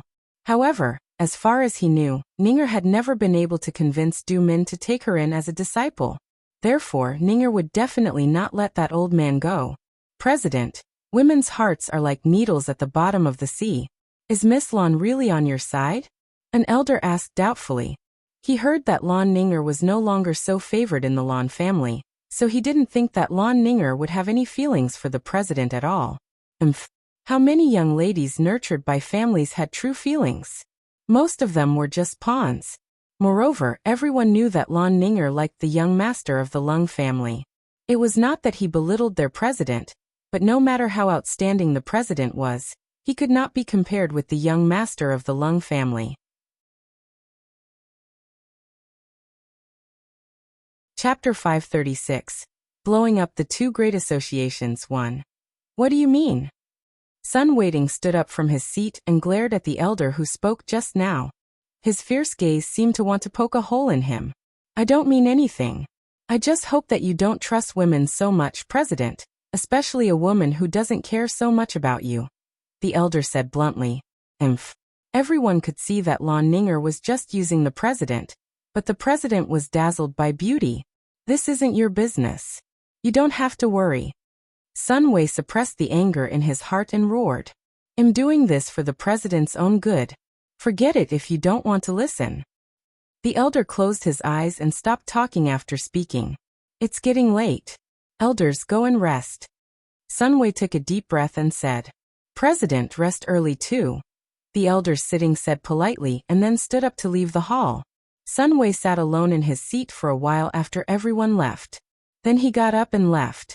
Sun Wei strode back to his residence. There was a huge explosion in the Sun family's yard, so he temporarily stayed in the Alchemist Association. This used to be his master's residence. Before he approached the room, he heard sobbing coming from inside. He pushed the door open and walked in directly to see Lon Ninger lying on the bed crying very sadly. Ninger. Sun Wei came to the bed and embraced the crying Lon Ninger. Did you find him? Lon Ninger wiped the tears off her face and asked in a choked voice. No, I've already ordered the entire city to search tomorrow. They will definitely be found, Sun Wei promised. Yes, we have to find the person who saved Zheng'an. I want to chop him into pieces, grind his bones and scatter his ashes. Lon Ninger said with hatred. She wouldn't have been so embarrassed if it wasn't for the person who saved Zheng'an. She had lost all her face now. How could she marry Big Brother Lung in the future? If Big Brother Lung knew about her and Sun Wei, he probably wouldn't want her anymore. Therefore, she hated Zheng Yin's accomplices to the core. I will. Ninger, do you think Lung Ruoxue and the others are the ones who saved Sun Wei? Sun Wei guessed. He felt that Lung Ruoxue and the others were the most suspicious. He really couldn't think of anyone else who would dare to go against him other than them. Possibly. Lon Ninger said through gritted teeth. She also hated Lung Ruoxue and the others to the core, especially that damn little red bird. Her status in the Lon family wouldn't have plummeted if it weren't for that damn bird. How could she be miserable to the point of hanging out with Sun Wei? Lung Ruoxue, how dare she go against my Sun family? She's really tired of living, Sun Wei said hatefully. Lung Ruoxue's beasts had beaten him up badly in Blue Cloud City. If he hadn't escaped after recovering, he would probably have died in the hands of those people now. The Sun family? The Lon family doesn't care either, so you don't have to be too angry. Lon Ninger leaned into Sun Wei's arms and comforted him. Seems like Lung Ruoxue is the common enemy of our two families, Sun Wei said with a somewhat smug smile. He didn't believe Lung Ruoxue could still have a foothold in the boundless heaven continent after offending the Sun and Lon families. Those old farts from the Lon family don't treat Lung Ruoxue as an enemy at all, so don't expect them to deal with Lung Ruoxue with you. Lon Ninger immediately doused Sun Wei with cold water and reminded. So what? Do we need two superfamilies to deal with an elementary mystic? The Alchemist Association headquarters would be enough to settle her, Sun Wei said confidently. In fact, he didn't take Lung Ruoxue and the others seriously at all. He just didn't know their whereabouts all along, so he had no way to deal with them even if he wanted to. Lung Ruoxue's strength is nothing. However, I heard that her beasts are very powerful. Lon Ninger frowned slightly. Even the mighty second elder of the Lon family was afraid of Lung Ruoxue's beasts. He was so scared that he trembled whenever he heard the words Lung Ruoxue. So what if the beasts are powerful? We have so many mystic sovereigns as our fighters. Can't we deal with a few beasts? Moreover, President Wu hates that ugly monster to the core. It won't be a problem to deal with Lung Ruoxue at all with his help, Sun Wei said with certainty. Really? Lan Ninger said doubtfully. In fact, she didn't really believe Sun Wei because she didn't know the grudge between Wu Gong and Lung Ruoxue. Of course, Sun Wei said and told Lan Ninger about the conflict between Wu Gong and Lung Ruoxue. After hearing this, Lan Ninger immediately broke out into a smile and said happily, "That's great. Lung Ruoxue is dead meat this time. By the way, tell President Wu immediately to deal with her as long as we find her whereabouts so that we can reap the benefits." Hee Ninger, you're so naughty. However, I like it. Sun Wei hugged Lan Ninger tightly and smiled wretchedly. Then he began to stroke Lan Ninger again. You're so annoying. Lan Ninger said with a coquettish smile and dodged Sun Wei's hairy hands and feet everywhere. Soon, the two of them rolled onto the bed again. The next day, in the Carefree hall, Lung Ruoxue and the others were still sleeping soundly in the bracelet when they were woken up by Qingju's urging. "Qingju, what's the matter?" Lung Ruoxue still had her eyes closed and said with some displeasure. It was almost dawn before she slept. She was still not awake yet, but why did Qingju wake her up so early? She hated it when others disturbed her sleep the most. "Big sister, someone outside wants to search the rooms of the inn," Qingju said softly. Alas, he knew his sister's habits very well. He wouldn't have woken her up if it weren't for the urgent matter. "Oh, got it." Lung Ruoxue opened her beautiful eyes very reluctantly and woke the freak up. The two of them washed up simply, called empty, and left the bracelet. Someone knocked on the door just as they returned to their room. Before Lung Ruoxue and the others could open the door, the person outside the door was a little impatient. He kicked open the door and barged in. Chapter 537. Blowing up the two great associations too. Why are there 3 people in this room? The leader looked at the 3 people in front of him in amazement. Why can't there be 3 people? Lung Ruoxue asked in displeasure. If she was not mistaken, these should be people sent by Sun Wei. How rude. Shopkeeper, why are there 3 people in this room? The leader turned to the shopkeeper beside him. What's there to fuss about? The rooms are reserved by guests. How can I bother about how many people want to stay in the same room? The shopkeeper said nonchalantly, not taking the leader seriously at all. Who are you? What right do you have to barge into our room? Shopkeeper, your Carefree pavilion is the best in Carefree City. Such a thing actually happened. How disappointing. Lung Ruoxue looked at the shopkeeper, her beautiful face full of anger. Miss Yi, I'm really sorry. President Wu agreed to this. The shopkeeper said helplessly. What does President Wu think we mystics are? He actually sent people to do ward rounds? Lung Ruoxue questioned. Miss Yi, right? Something big happened in Carefree City yesterday, so I was tasked to search the city by the presidents of the Alchemist Association and Mystic Association, the leader explained. He didn't want to anger this beautiful young lady either. Alas, he really didn't expect that there would be a woman more beautiful than Miss Lan Ninger in this world.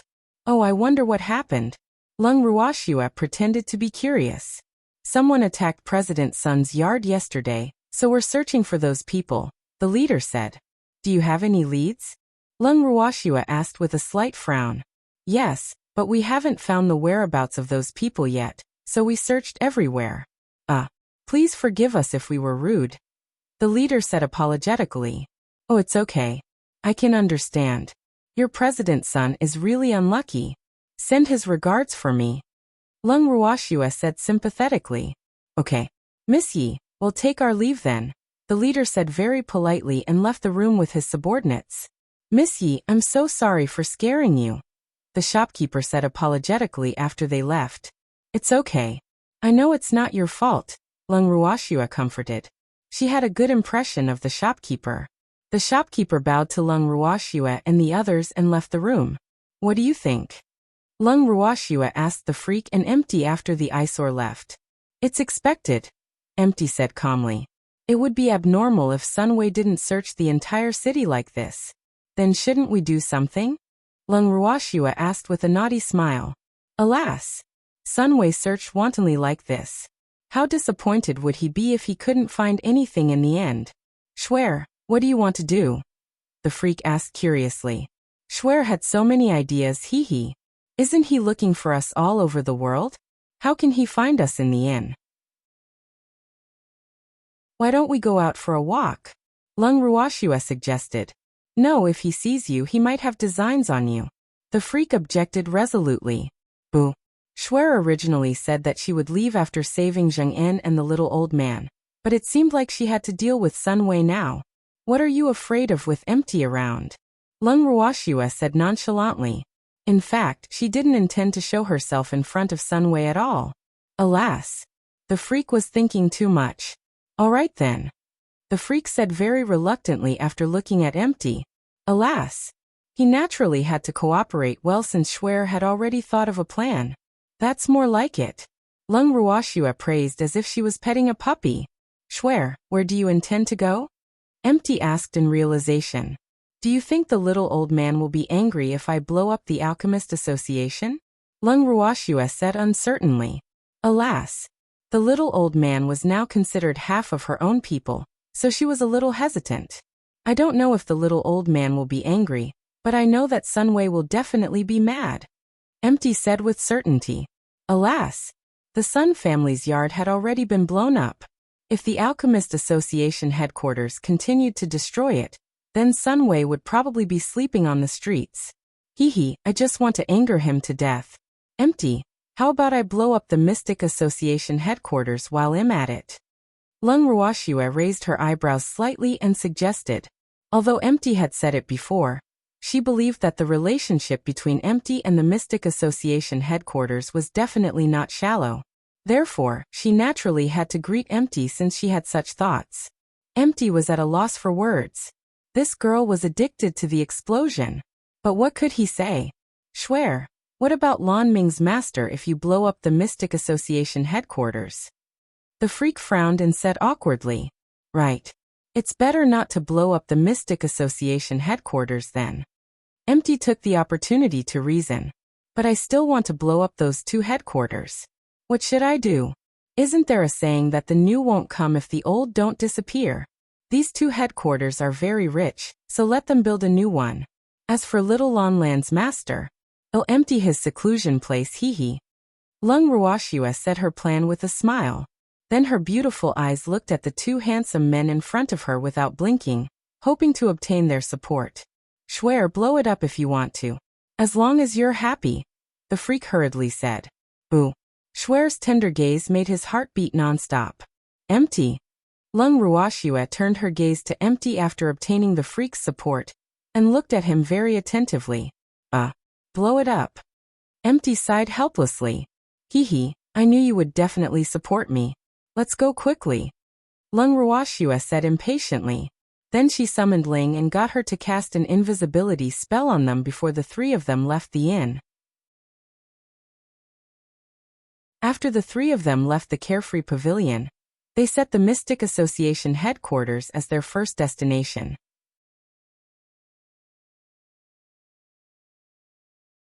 Chapter 538.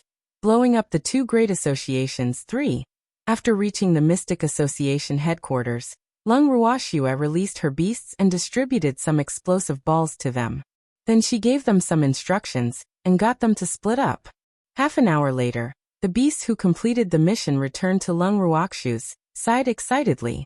Beloved master, we have completed the mission. Darling jumped into Lung Ruoxue's arms and acted coquettishly. Good, well done. Let's go. Lung Ruoxue praised and then turned to the freak and Wayless. Okay. The two of them nodded. And then the three of them left the Mystic Association headquarters.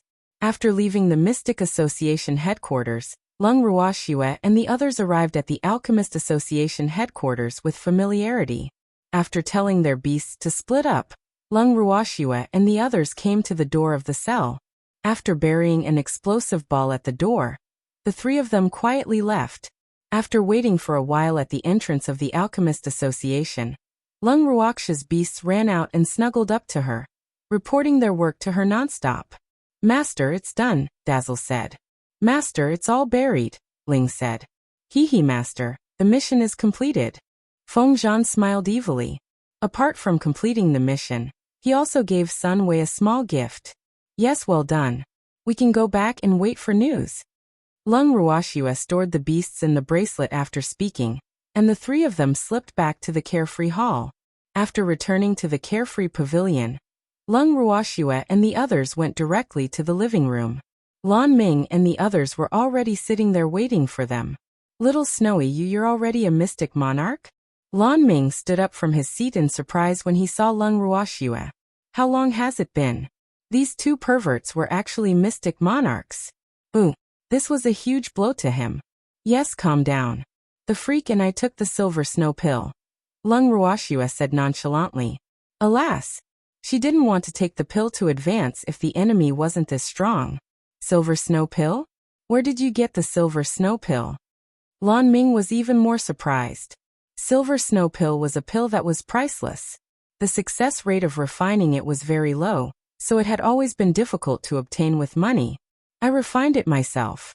Lung Ruoxia rolled her eyes at Lan Ming and said calmly, as if what she said was a very ordinary thing. You can even refine the silver snow pill. Amazing. Lan Ming really didn't know what to say. Alas. In fact, he should have adapted long ago, right? It hadn't been a day or two since Lung Ruoxia, and the group of perverts knocked his common sense out. It's okay, Lung Ruoxia said modestly. Miss, are you an alchemy supremacy? Cheng Wu couldn't help but interrupt as he listened to their conversation. He knew that Lung Ruoxia was an alchemist, but he had never thought that she could actually concoct a heaven-grade pill. I don't know either. I've never done a level test. To put it bluntly, I'm an unlicensed mystic who knows alchemy. Lung Ruoxia said with a light smile. What do you mean by an unconfirmed mystic who knows alchemy? Cheng Wu asked in puzzlement with 2 drops of cold sweat dripping down his forehead. You don't understand? I'm an unregistered alchemist. I might know how to concoct pills, but it's not legal, so it's best not to ask me for pills. Otherwise, I won't be held responsible if they die from eating them. Lung Ruoxia said very irresponsibly. Everyone was a little confused after hearing Lung Ruoxia's words. They thought, Miss, we've eaten a lot of your pills, and you're only telling us now? However, the effects of Miss pills were really extraordinary. After they ate them, their old illnesses that had not healed for many years actually healed, so they would be alright even if they died from eating them. Haha, don't be scared. You didn't take poison. You won't die.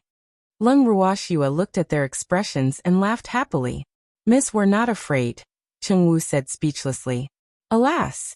They had not been with Lung Ruoxia for long, but they more or less knew some of Miss' bad taste. That's good. By the way, why are you all gathered here? Lung Ruoxia asked with a light smile.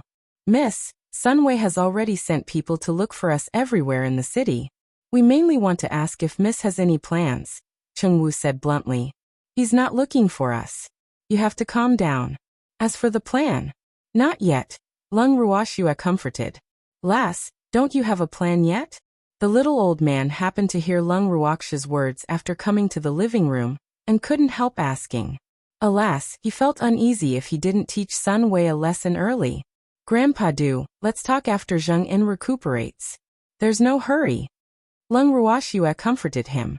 She hoped that Grandpa Du wouldn't blame her after knowing what she had just done. Okay, that's good too. Schwer, you've advanced to Mystic Monarch? The little old man said after some thought. He saw Lung Ruoxia's strength and was shocked. It had only been a night. How did Schwer become a Mystic Monarch? He remembered that Schwer was only an elementary mystic when they split up previously. She was also a great mystic yesterday. He hadn't seen her for only a night, but this girl had already become a Mystic Monarch. Would Schwer become a mystic supremacy if he woke up after a night's sleep? It was not impossible with this girl's abnormal cultivation speed. Yes, I took the silver snow pill last night, Lung Ruoxia said honestly. In fact, she didn't want others to think of her as too abnormal. Oh, I see. The little old man wiped the cold sweat off his forehead and thought, fortunately, it shouldn't be possible for someone to be so abnormal. Swear, where did you get the silver snow pill? That thing isn't easy to obtain, the little old man said in surprise. He was originally thinking that he would ask his old friend for a few silver snowfish to refine some silver snow pills for Schwer after this matter was over. He didn't expect this girl to obtain it herself. I refined it myself. 2 drops of cold sweat dripped down Lung Ruoxia's forehead. Alas! Why did Grandpa do ask this as well? Schwer, you can refine the silver snow pill? The little old man asked in disbelief. He knew that Schwer was an alchemist, but he didn't expect this girl to be at the level of an alchemy supremacy. Ooh, he was an alchemy supremacy at such an old age. But Schwer was already an alchemy supremacy. She's still young. This was too shocking.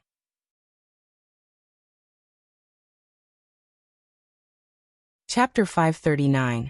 Blowing up the 2 great associations for Your Excellency Du Min, don't take it to heart. Lan Ming looked at the little old man's expression and said with some pity. In fact, he slowly got used to it after being attacked for a long time. Yes, I want. The little old man patted Lan Ming's shoulder and said empathetically. Alas! He could understand Lan Ming now. Schwer and the others were indeed abnormal. Grandpa Du. Lung Ruoxia said speechlessly. Alas! Did they have to do this?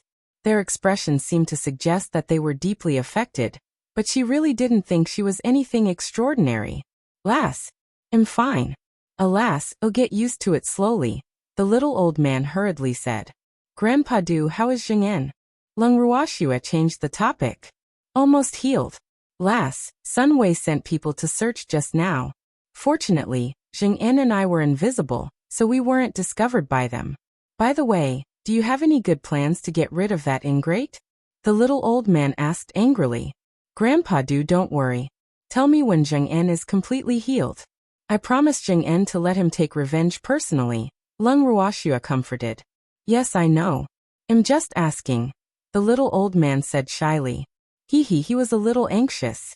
Grandpa Du, will you be angry if the Alchemist Association disappears? Lung Ruoxia probed. Why did the Alchemist Association disappear? The little old man's face was full of question marks. Could it be that Schwer did something again? Just as the little old man was puzzled, a loud bang answered him. He was stunned, but he quickly reacted.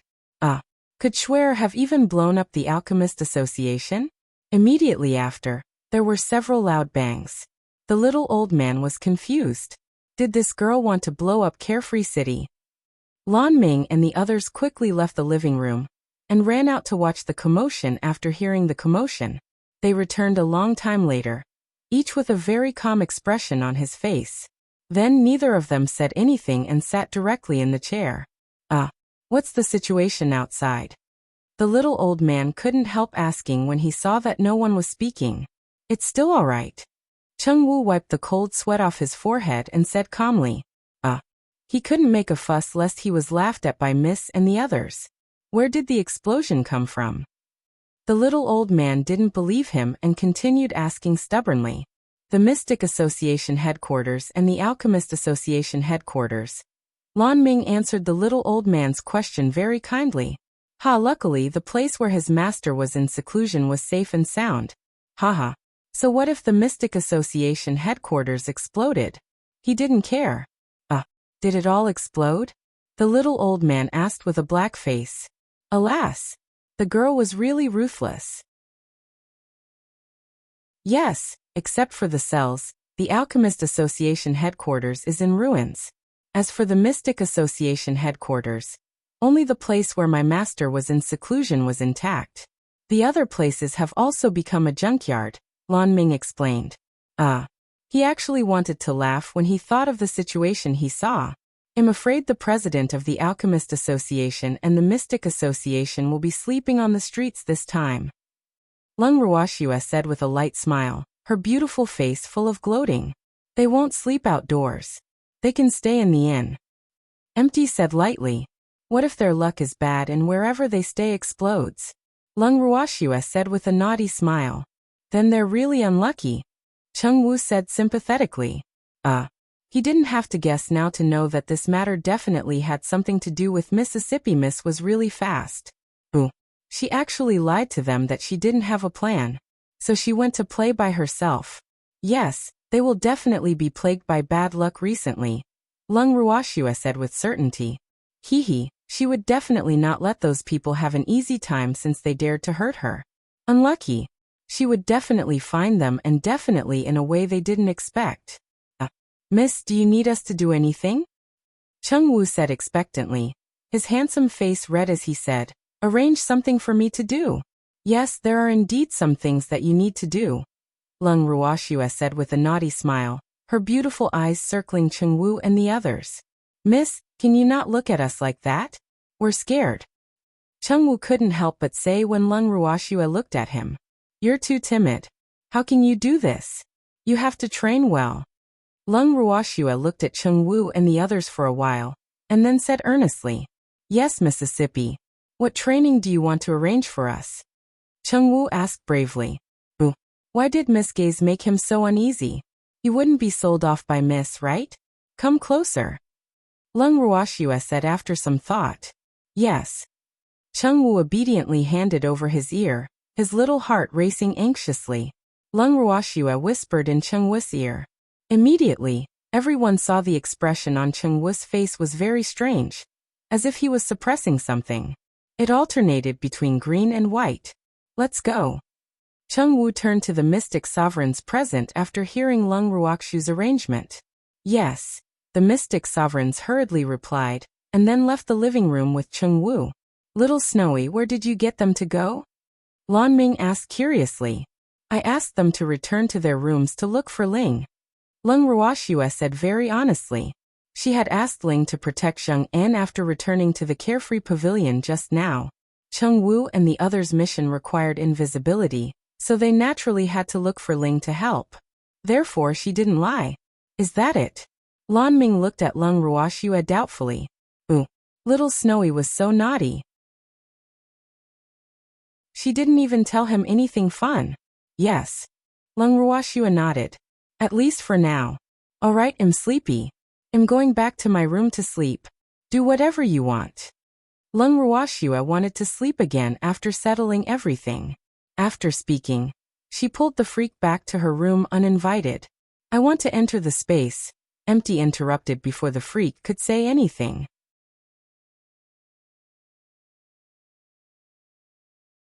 Chapter 540. The Unlucky Wugong One. Okay. Lung Ruoxue nodded with a smile. Of course she knew. However, Empty always entered their room like this.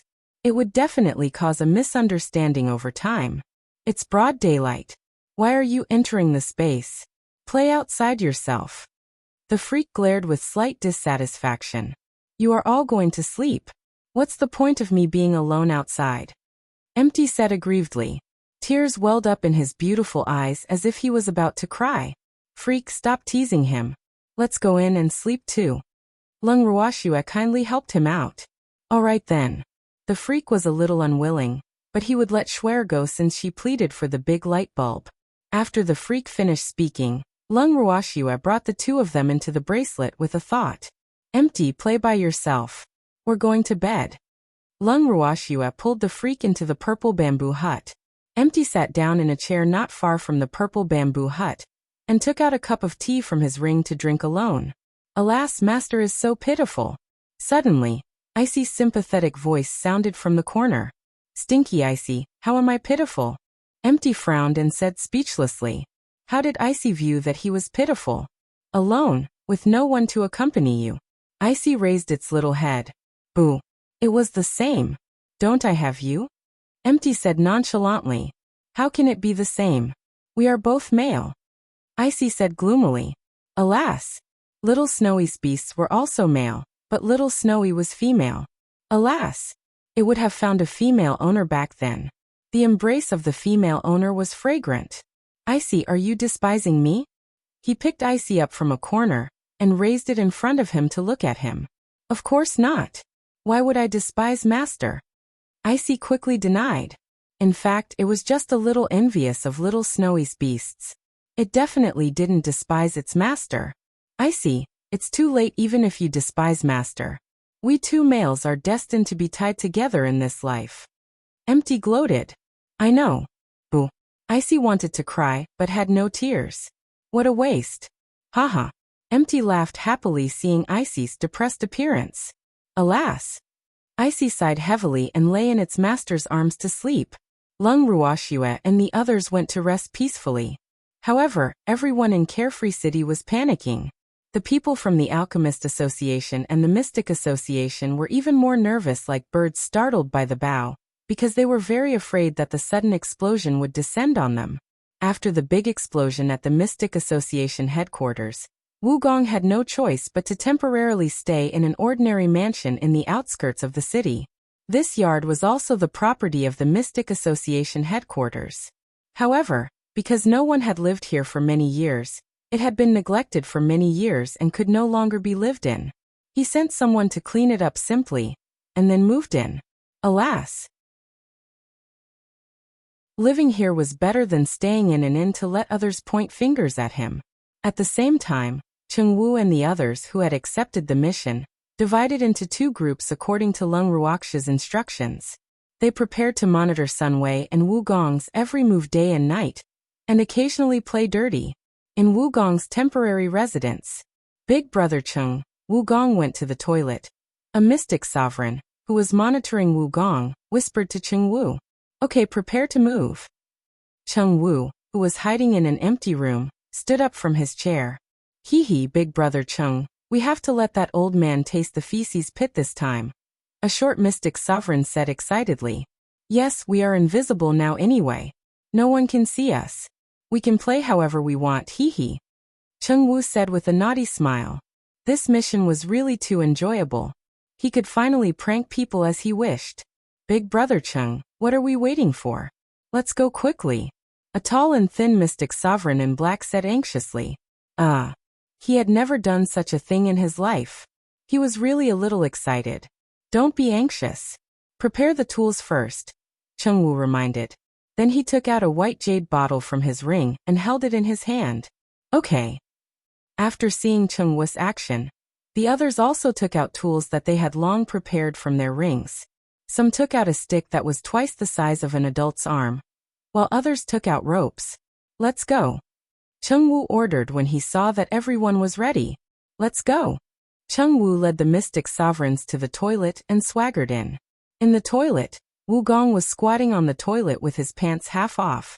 Cheng Wu and the others couldn't help covering their mouths and noses after entering, because the smell in the toilet was really too unbearable. They wouldn't be willing to come to such a place if it wasn't for the mission. Big Brother Cheng, do we attack? A mystic sovereign asked softly. Okay. Cheng Wu nodded. Then he poured some powder from the jade bottle and blew it at Wu Gong. Wu Gong collapsed in just a few seconds, and the spot where he fell happened to be in the toilet. Wow, Miss Medicine is so effective, the tall and thin black-clothed mystic sovereign exclaimed. Of course, but this Wu Gong really knows how to find a place to lie down, Cheng Wu said with a naughty smile. Hee, the smell of the toilet might be a little bad, but seeing the vice president of the Mystic Association lying in the toilet pit, such a scene was probably rare to come by in 1,000 years. I'm the vice president of the Mystic Association headquarters, so my sleeping place is naturally different, the short mystic sovereign said matter-of-factly. Alas. Fortunately, Wu Gong was unconscious. Otherwise he would be angered to death if he heard this. Makes sense. Should we let him lie down for a while more? Or should we fish him out now to bask in the sun? Cheng Wu asked for everyone's opinion.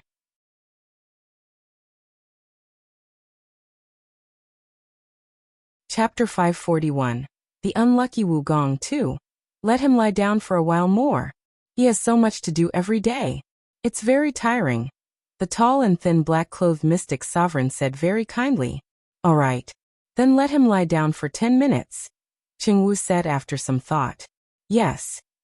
The mystic sovereigns nodded. 10 minutes later, the mystic sovereign holding the rope made a circle and wrapped it around Wu Gong's neck. He was about to pull him out of the toilet when he was stopped.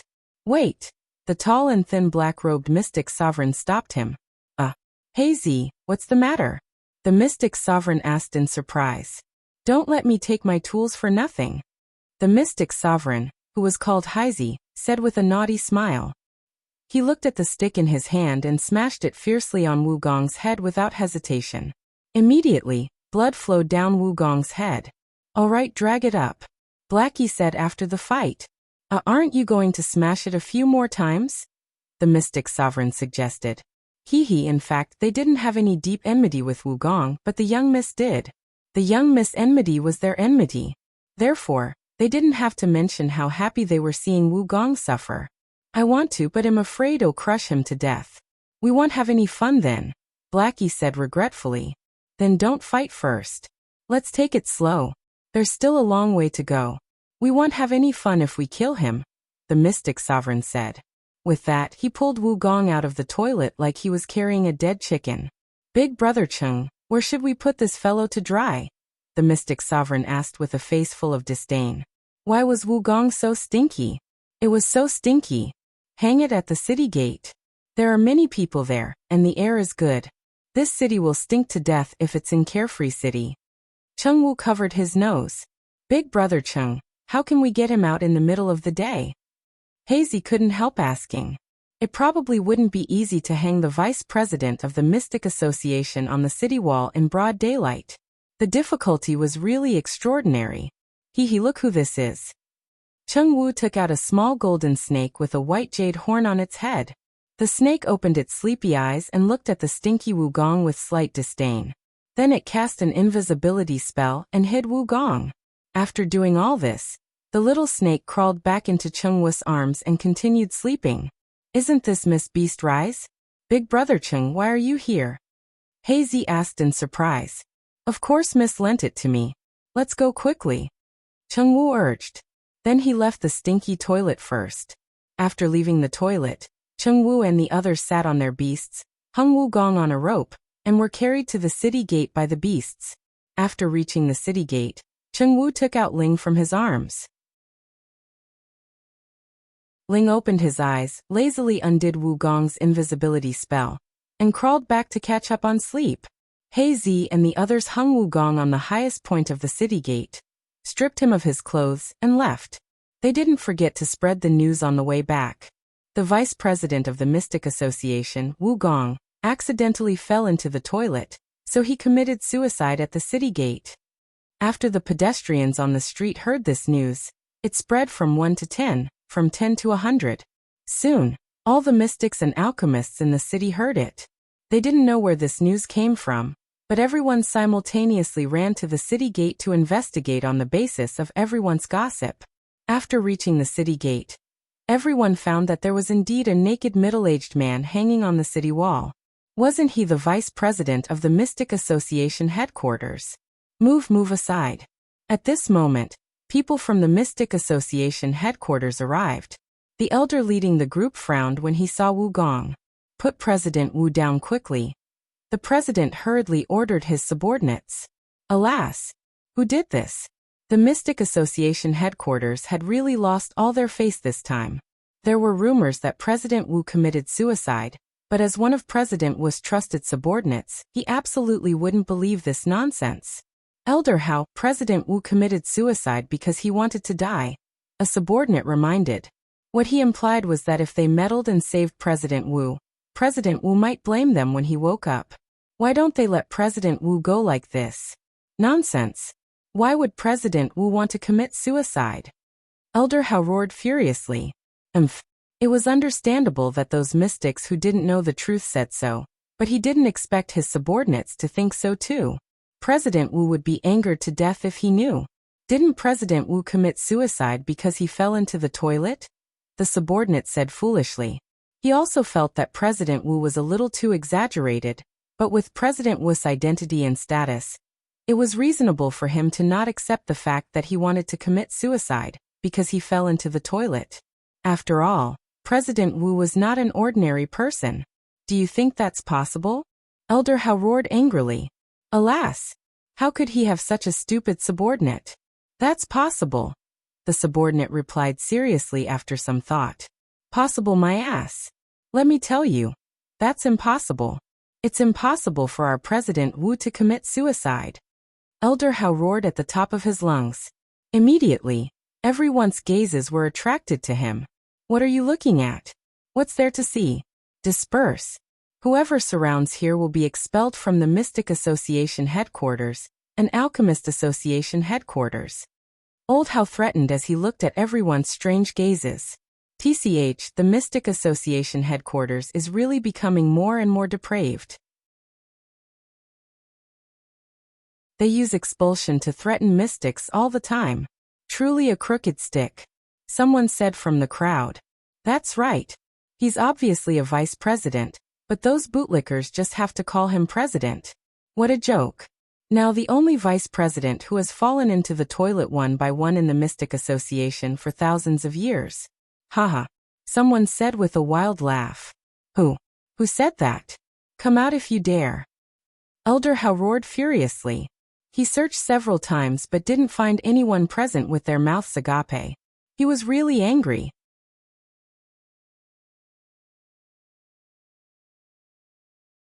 Chapter 542. The Unlucky Wu Gong 3. Why would I come out just because you asked me to? Who do you think you are? Cheng Wu, who was invisible and mixed in the crowd, said disdainfully. Those words were said by the few of them just now, but this flattering elder couldn't find their seats at all.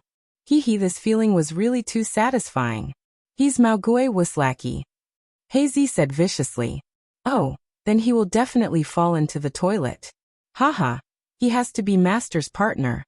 Cheng Wu predicted and laughed hysterically. Who is it? Come out here. Elder Hao's lungs were about to explode from anger as he roared while jumping up and down. Lackey elder, I won't scram. Why don't you scram for me to see? Cheng Wu provoked. Hurry up and find these two troublemakers. Elder Hao was so angry that his entire body was trembling as he hurriedly ordered his subordinates. Yes, his subordinates answered helplessly. Then they went to the crowd to search and reported directly. Elder Hao, we didn't find the whereabouts of those two people. How is this possible? Could there be a ghost? Elder Hao roared without caring about his image. That's right. We are ghosts. You won't be able to find us. Cheng Wu gave Blackie a look after speaking. The two of them immediately attacked at the same time tacitly, punching and kicking Elder Hao fiercely. Eha! Eha! Elder Hao's painful wail kept coming out of his mouth, making everyone's hearts tremble. There's really a ghost. Elder Hao's subordinates were so scared that their faces were pale, their legs were trembling, and their bodies were trembling as they said. That was because they only heard Elder Hao's painful howl, and saw blood constantly seeping out of Elder Hao's body. However, they didn't see who attacked, nor did they feel any fluctuation of mystic energy. This was enough to show that the person who beat Elder Hao up was not a human. Could it be Elder Hao's enemy? They couldn't help guessing. Save me, save me. Elder Hao pleaded weakly. Elder Hao, how can we save you if we can't see those ghosts? The subordinate said very awkwardly. Alas, how could they be a match for the ghosts? Moreover, they didn't want to be entangled by those evil ghosts after saving Elder Hao. Haha, whoever dares to save him will suffer the same fate as him. Cheng Wu threatened. Indeed, no one dared to move after he said that. A few minutes later, Elder Hao, who had been beaten beyond recognition, finally fainted from exhaustion. Cheng Wu and Hazy clapped their hands as if they hadn't had enough. Their gazes collided, and they looked at each other with smiles. Then the two of them tacitly said with slight dissatisfaction, You really don't resist the beatings. Your bodies are too weak. Beating someone up with their fists was also quite enjoyable. No wonder Miss Beasts often used physical attacks in close combat instead of mystic techniques. This feeling seemed to have a greater sense of accomplishment than using mystic techniques. They also learned this move from Miss Beasts. They tested it today and indeed didn't disappoint. Everyone present and Elder Hao's subordinates couldn't help but be at a loss for words when they heard the slightly displeased voice coming from the void. They thought to themselves, Aren't you just pretending after benefiting? Alas! Poor Elder Hao. This was really an unexpected calamity. Tell me, why did he have to provoke these two unknown jinxes? Great, he was beaten up now. In fact, the mystics present were not fools. How could they not see that it was not a ghost at all? President Wu had obviously offended someone, so he was messed up so badly. How could someone who dared to mess with the vice president of the Mystic Association headquarters be afraid of an elder? Therefore, this elder Hao was a big fool in their eyes now. Cheng Wu and He Zi were about to leave after beating him up when Wu Gong, who had been hanging on the city wall, suddenly woke up. Wu Gong endured the headache and opened his blood-stained eyes. His brain was still in a daze because of the blow to his head. He looked at the environment in front of him in confusion and asked foolishly, "Where is this? Why am I here?" Haha, so our high and mighty Vice President Wu has woken up. Congratulations. Cheng Wu gloated. Where am I? Who are you? Wu Gong looked down and realized that he was surrounded by people. Moreover, everyone's gazes were sympathetic and strange. He couldn't help but be surprised as his mind gradually cleared. Vice President Wu, your current location is on the city wall at the city gate. As for me, just take it that I'm here to collect debts from you, haha. Cheng Wu said with a fake smile. On the city wall? Wu Gong lowered his head and looked at himself. What he saw almost made him faint again. Not only was he naked, but his body was also covered in yellow feces. At this moment, he was emitting a foul smell. Damn it, who did this? Come out if you have the guts. Wu Gong's mind was completely awake. His aura, which had been in a high position for many years, was unleashed. Even though he was in a sorry state, the domineering aura of a superior increased without reduction. It's you. Vice President Wu fell into the latrine. You can't take the shame, so you came to commit suicide at the city gate. We came to watch the commotion when we heard the news. He Zi explained understandingly. What are you waiting for? Put me down quickly. Wu Gong ignored He Zi and roared at his subordinates from the Mystic Association. Yes, yes. The dazed subordinates reacted and hurriedly saved Wu Gong from the city wall in a fluster. Take off your clothes. Wu Gong ordered a subordinate with a body similar to his. Yes. The subordinate hurriedly took off his coat and handed it to Wu Gong. What happened to Elder Hao? Wu Gong frowned and asked in puzzlement as he looked at the bloodied Elder Hao lying on the ground after putting on his coat. Report, Elder Hao was beaten up by a ghost. A subordinate reported very seriously with an abnormally serious expression on his face.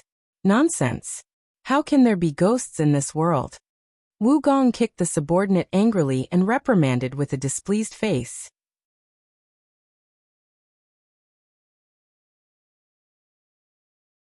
Chapter 543.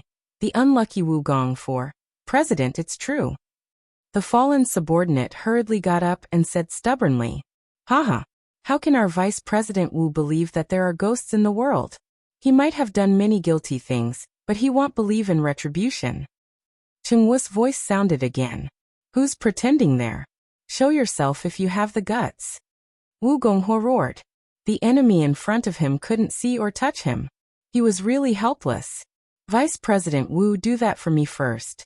If you scram well, I'll reward you with some money, Cheng Wu said frivolously, treating Wu Gong as a monkey performing tricks.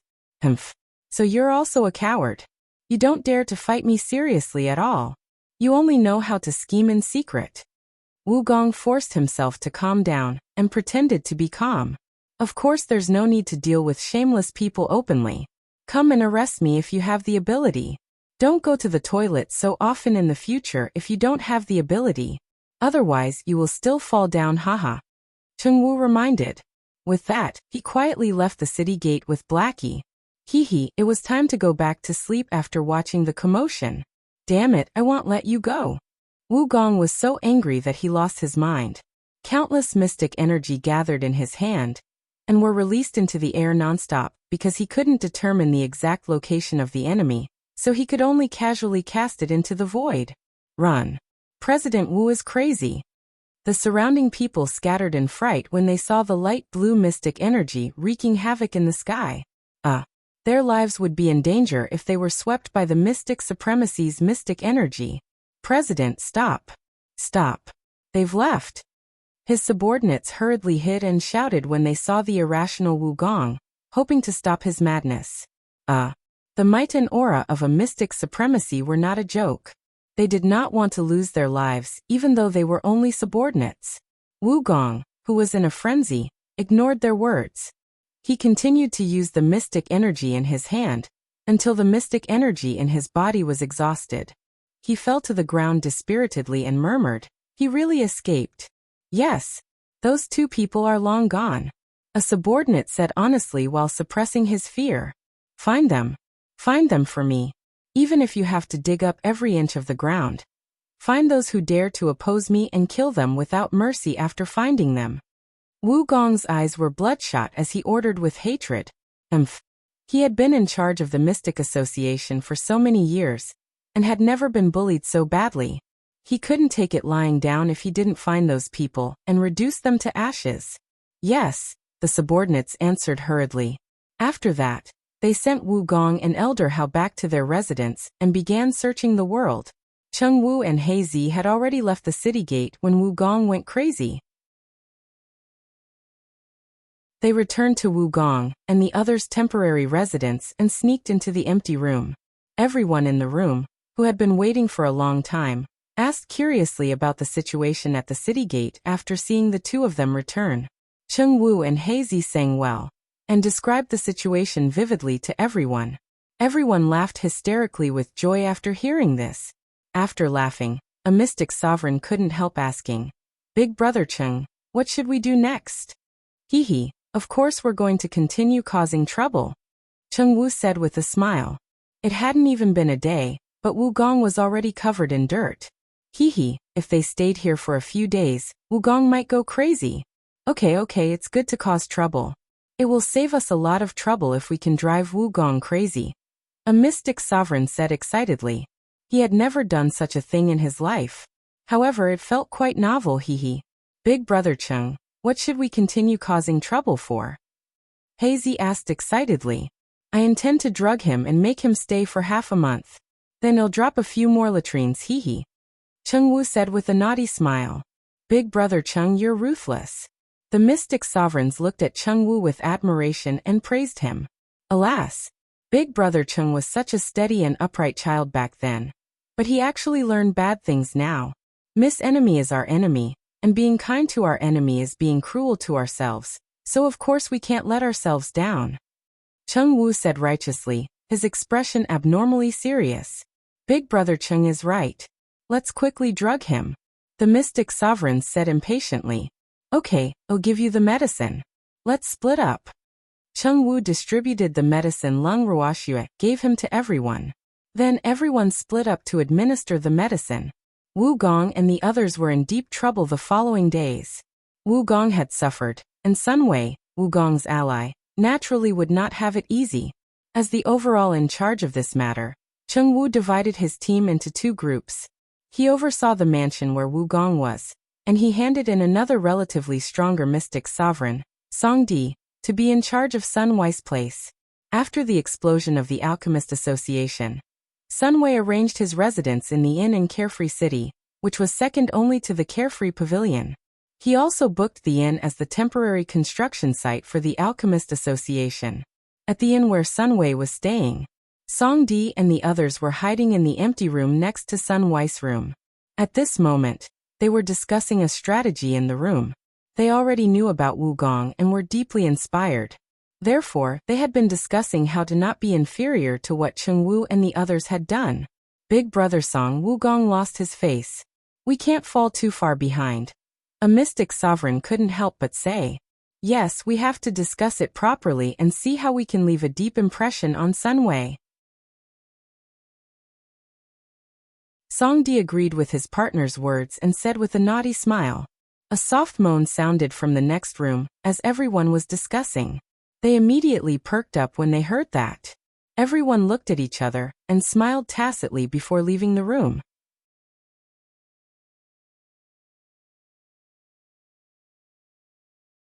Chapter 544. Sun Wei's Ending. 1. At the door of Sun Wei's room, everyone turned invisible and listened for a while. Then, Song Di gently pushed open a crack in the door and threw a small pill into the room. After waiting for a while, a scream suddenly sounded in the room. followed by the angry voice of a woman. What's the matter with you? Why did you suddenly become like this? Lan Ning'er's beautiful face was full of displeasure in the room. This man was really too useless. He actually couldn't continue anymore. Alas! How irritating. I don't know either. It was fine just now. Sun Wei's face was equally depressed. He couldn't understand what was wrong with him. He obviously wanted it very much, but a certain part of him was disappointing. Did you indulge too much and do it too many times? Lan Ning'er questioned with a face full of disbelief. At this moment, she was thinking that Sun Wei must have gone to find another woman, which was why he was so powerless in front of her. Ning'er, you have to believe me. There's really no one else but you, Sun Wei promised sincerely. Boo! Why was Ning'er so unreasonable? He was with Ning'er almost every day. He had to have the time to find other women even if he wanted to. Then what's going on? We won't be done if you don't explain it to me clearly. Lan Ning'er said stubbornly. Ning'er, I really don't know. Perhaps the pressure has been too great recently. Sun Wei guessed. Something kept happening around him these 2 days, but he couldn't find the instigator. How could he not be angry? In that case, rest early today. Lan Ning'er said impatiently. She despised Sun Wei's uselessness in her heart. She even felt that this man's mental endurance was too poor. If Brother Lung encountered such a matter, he definitely wouldn't be as useless as him. After speaking, Lan Ning'er turned around and went to sleep with her back facing Sun Wei. Ning'er. Sun Wei's already annoyed heart became even more depressed seeing Lan Ning'er's actions. Sun Wei lay beside Lan Ning'er and listened to her even breathing, but he couldn't sleep for a long time. After some time, Sun Wei felt his sexual desire again. And even that desire became stronger. Moreover, a certain part reacted again. After a while of silence, Sun Wei felt that not only was he unable to suppress the burning desire, it was becoming more and more intense. He had no choice but to wake Lan Ning'er up and roll over to press her down. What are you doing? Lan Ning'er opened her eyes and questioned with a displeased face. She was already asleep, but Sun Wei actually woke her up. She would definitely not let Sun Wei go if he couldn't give her a reasonable explanation. Ning'er, I want it so much. Sun Wei's hands kept swimming around Lan Ning'er's red fruit body, and his hot lips kissed Lan Ning'er's snow-white skin.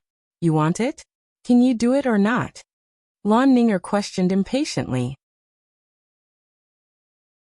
She didn't want Sun Wei to fail again halfway.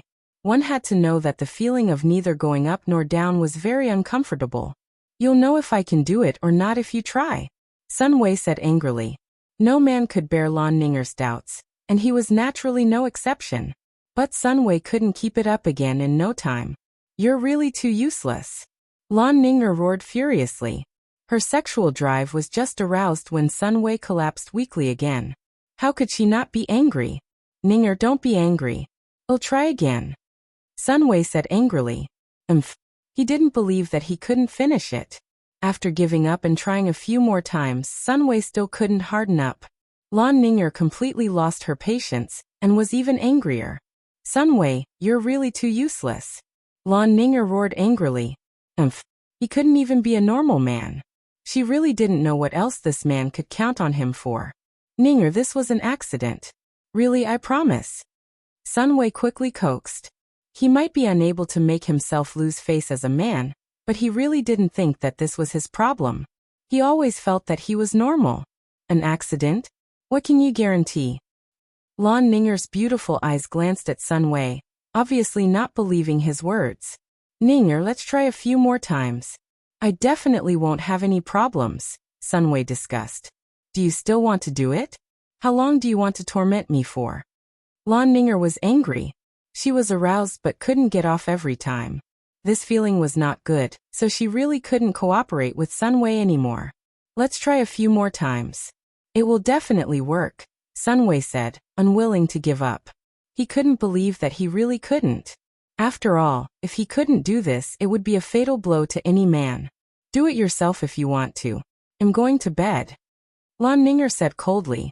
Then she turned her back to Sun Wei and went to sleep. Ning'er, Sun Wei called out softly, but Lan Ning'er didn't give him any response. This made him even more annoyed. Moreover, The fire in his body began to stir again for some reason. Sunway looked at his excited self and pressed down on Lan Ninger without any explanation. Lan Ninger was woken up by his actions again. She glared at him with a displeased face and said, "What do you want to do?" "I said I want it," Sunway continued. However, Lan Ninger was a little impatient by his slightly crude actions. She swatted away Sunway's large hand that was wandering on her body and roared furiously, "Don't touch me. You are my woman. Who else should I touch if not you?" Sunway's anger rose. He also didn't feel good repeating this torment. And Lan Ninger was so uncooperative, so this couldn't help making him a little angry. "Let's talk about it when you can do it." Lan Ninger's beautiful face was full of disdain. What she implied was that he couldn't do it now. "I can do it now," Sunway roared furiously. Then he ignored Lan Ninger's refusal and wanted to use force. A few minutes later, Sunway couldn't keep it up anymore again.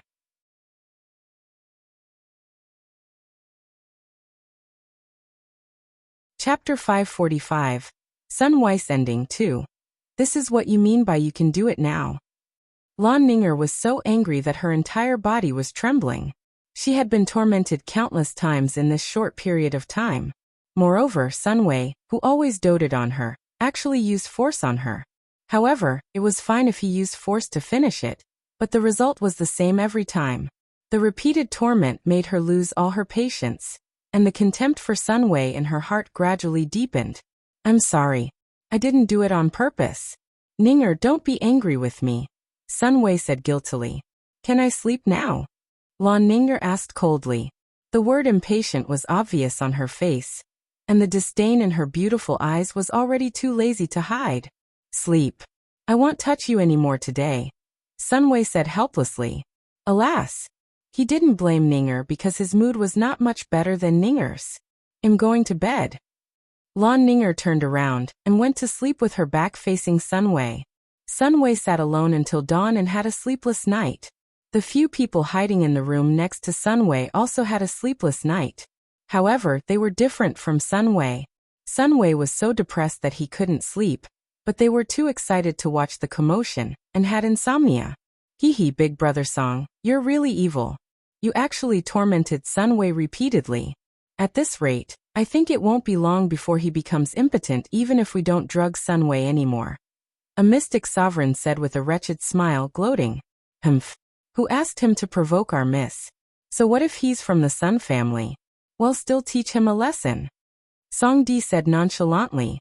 He had always had an unruly character. He had really never submitted to anyone except Lung Ruoxua. Sunway might be from the Sun family, one of the three major families, but Sunway was nothing in his eyes. "That's right. We have to teach him a lesson no matter who he is," another mystic sovereign echoed. "Yes, yes." The mystic sovereigns nodded in unison. Just like that, a few mystic sovereign powerhouses hid in the guest room and found small trouble for Sunway and Lan Ninger from time to time. In just a few days, Sunway and Lan Ninger became dispirited and lost a whole lot of weight. In the room, Sunway and Lan Ninger sat on the bed in the room with their heads lowered, thinking about something. "Ninger," Sunway finally spoke after a long silence. "What is it?" Lan Ninger said indifferently with a very cold attitude. "Ninger, don't be like this, okay?" Sunway said helplessly. Alas! He knew that Ninger had been very unhappy these few days, but he also felt uncomfortable in his heart. "Then what do you want me to do?"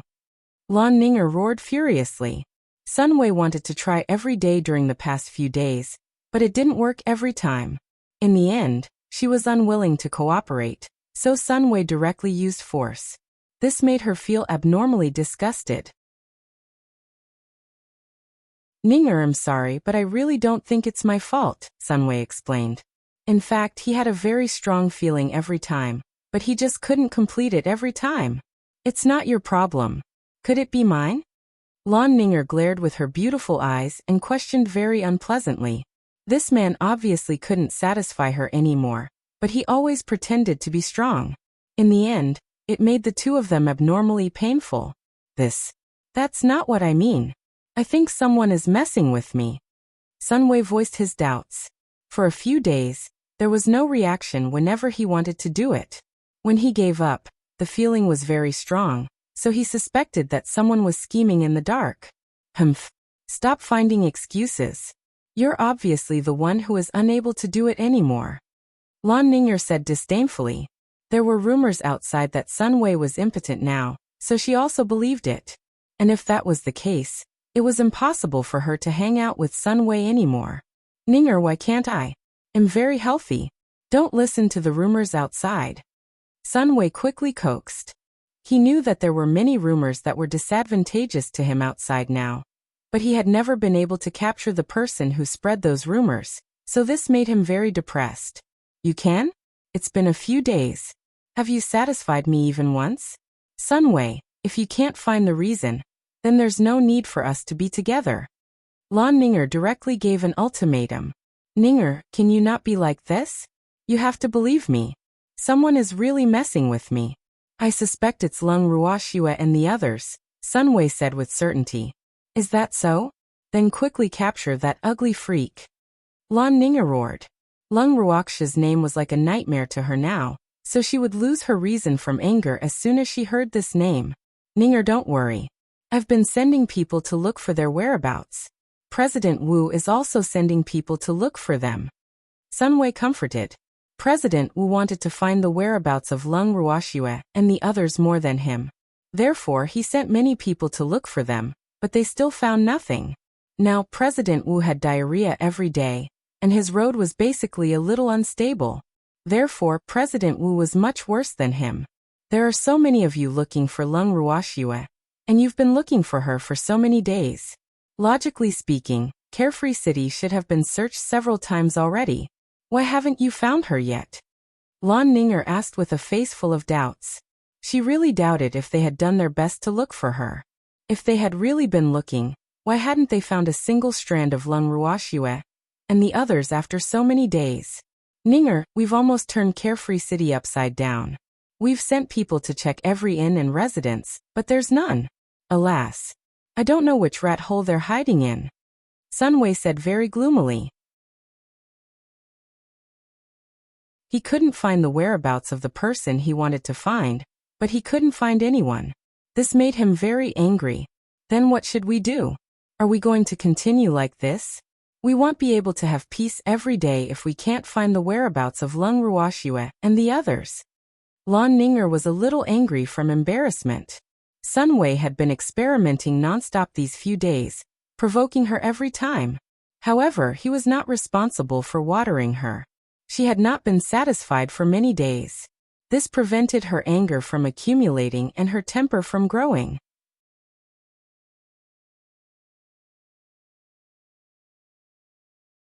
Chapter 546, Sun Wei's Ending 3. Ning'er, calm down first. I know you hate Lung Ruoxue. In fact, I also want to chop her into pieces, burn her bones and scatter her ashes. However, the prerequisite is that we have to find them. Otherwise, we can only sulk ourselves. Sun Wei stretched out his arms and hugged Lan Ning'er to console her. I don't know where is Lung Ruoxue hiding. Why can't we find them? By the way, did you search the Lan family's yard? Lan Ning'er suddenly asked. It was normal to let them stay in the Lan family's yard with Lan Lai's relationship with Lung Ruoxue. However, she hadn't heard that Lan Lai was also in Carefree City. Yes, they are not in the Lan family's yard, Sun Wei said helplessly. They had almost dug 3 feet into the ground in Carefree City, but they could not find the whereabouts of Lung Ruoxue and the others. Then where will they hide? Could they really burrow underground? Lan Ning'er couldn't help guessing. Probably not. They're probably hiding. Sun Wei said with certainty. This conclusion was obtained after discussing with President Wu. The two of them didn't believe that Lung Ruoxue and the others had already left Carefree City, because they had been fooled these few days. Are you sure they haven't left yet? Lan Ning'er asked doubtfully. They definitely didn't leave. Otherwise, we wouldn't have been fooled by others. Sun Wei was very sure of his guess. So what if they didn't leave? We can't find them at all. Moreover, we're in the open, and they're hiding in the dark. They can deal with us however they want, but we can't find them at all. Lan Ning'er said gloomily. This helplessness was really too unbearable. She didn't know if she would go crazy if this continued. Ninger, don't worry. Bear with it for a few more days. We will definitely find them, Sunway coaxed. All right. I'll give you half a month. I'll leave Carefree City if you can't find her by then. Lan Ninger said her thoughts. Are you leaving me? Sunway said in disbelief. Ninger was already his woman, but she still wanted to leave him. He would never allow that. What else can we do? I don't want to worry all day about someone coming to cause trouble, but we are unable to capture her, Lan Ninger said nonchalantly. Ninger, you're already my woman now, Sunway reminded. So what? You're so useless. I probably won't have a good life with you. It's better to leave as soon as possible. Lan Ninger said nonchalantly. In fact, she didn't like Sunway at all. The reason why she mixed with him was only to borrow Sunway's current power. Therefore, it was only right for her to leave since Sunway couldn't satisfy her now. Ninger, I won't let you leave me, Sunway said very seriously. Ninger was his, even in death. He would never allow his woman to lie under another man and beg for love. You're so useless. You can't even capture a woman, and you are impotent now. What's the point of me being with you? Lan Ninger's beautiful face was full of disdain.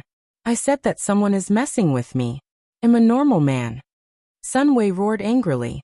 He was abnormally angry at Lan Ninger's doubts. However, he couldn't do anything to Ninger. After all, Ninger was the woman he liked. Then quickly go and catch her? What's the use of just telling me? Lan Ninger rolled her eyes at Sunway and didn't pity his encounter, because Sunway was already on the same level as useless in her eyes. Don't worry, I'll definitely capture them. I'll let you know that your man is 100 times stronger than all men. Sunway roared. After shouting, he abandoned Lan Ninger and left the Yin angrily alone. After Sunway left, Songdi and the others followed him until they followed the depressed Sunway into a deserted forest.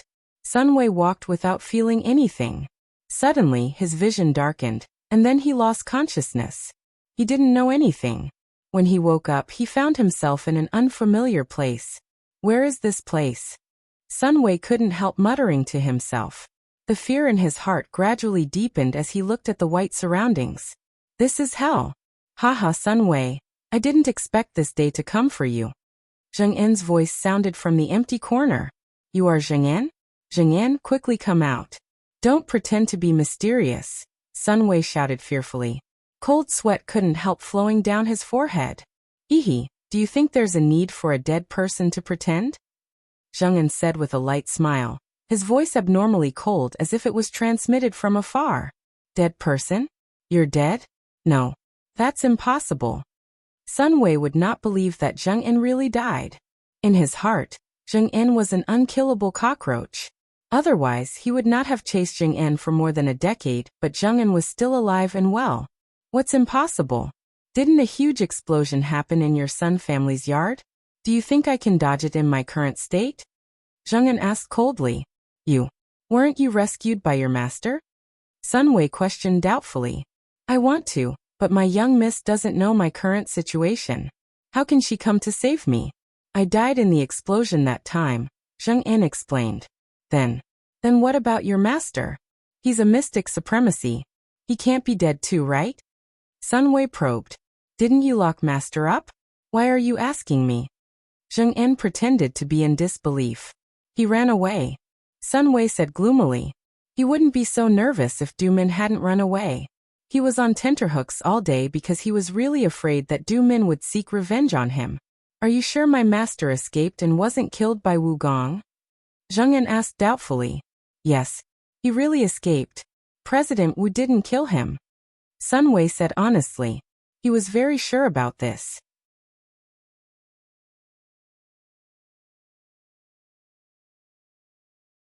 Chapter 547. Sunway's ending 4. But I don't believe you because I did not see my master. However, I want to know what happened to your master.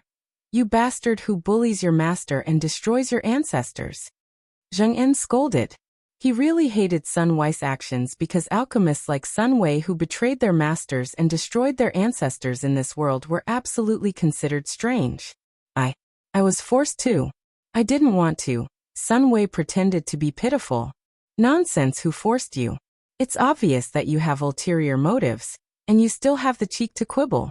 Sun Wei, as a man, you have to be daring. You're not worthy of being a man at all.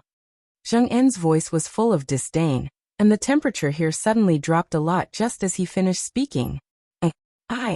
Sun Wei crossed his arms in front of his chest and couldn't speak properly. Why was it suddenly so cold? What was going on? He couldn't understand. Could Zheng En really be dead? That was impossible, right? He still couldn't believe it. What about you? You are a scumbag, a bastard, a scumbag who bullies his master and ancestors. You will not have a good end. Zheng En said disdainfully. Zheng En, don't pretend. Come out if you have the guts. Sun Wei gathered his courage and roared loudly. The place he was staying now was gloomy. Moreover, he could only hear Zheng En's voice but couldn't see him. This made the pressure in his heart very big, and the fear in his heart deepened. I said him dead. Don't you understand human language? Moreover, do you think ghosts have guts? Zheng En said with a light smile. Sun Wei's heart was not so good compared to his relaxed mood. Can you tell me where this is first? Sun Wei composed himself and asked. He was skeptical of Zheng En's words, but he didn't even know where this place was. This made the pressure in his heart increase. This is a place where only people who have done bad things will come. So you're here. Zheng En gloated. He felt so good seeing Sun Wei's pale face and trembling body in the dark. No. That's impossible. Aren't you here too? Sun Wei hurriedly asked in return. Haha, I'm here to seek revenge on you. You don't know, right? The Underworld Lord already knows what you did. So he's very angry at you for deceiving your masters and destroying your ancestors and framing your friends. He also agreed to let me come find you personally to seek revenge. This is probably the so-called retribution for evil. You've done too many bad things. You won't have a good life even if you go to hell. Zheng En said with a smile. His laughter seemed to have the joy of having avenged a great enmity. No. I didn't. I was forced. Sun Wei still wanted to quibble. Forced? Who forced you? Zheng En questioned coldly. He was really very disappointed with Sun Wei's true nature.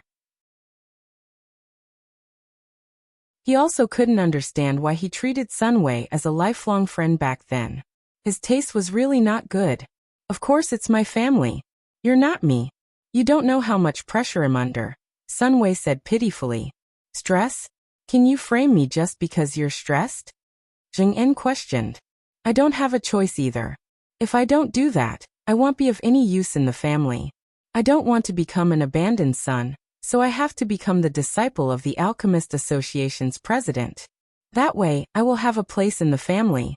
Sun Wei said honestly, his face still full of fear. Humph. You did all the bad things yourself, and you actually said that your family forced you. Sun Wei, I find that your skin is really extraordinarily thick. Zheng En snorted coldly and said mockingly. Really, I had no choice either. You were my biggest rival back then. I wouldn't have had the chance if I didn't frame you. Boo. I didn't want to. I really didn't want to. Sun Wei said with a slight sob, as if he had suffered a lot. Sun Wei, don't quibble anymore. You obviously have ill intentions, but you actually said that you were forced. Are you a man or not? It's really embarrassing for a man to be like you. Zheng En said disdainfully. Of course I'm a man, but I'm not anymore. I'm even impotent now. Boo-hoo. Sun Wei even used such a reason in order to live.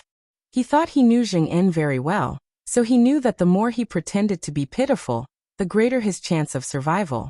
Sun Wei, you're really too shameless. Zheng En was speechless.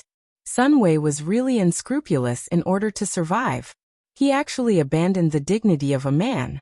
I'm telling the truth. I really am impotent. Boo-hoo, Sun Wei cried. This matter was very embarrassing, but it was better than losing his life. Sun Wei, stop pretending to be pitiful. I won't pity you, Zheng En said coldly. Sun Wei really underestimated him.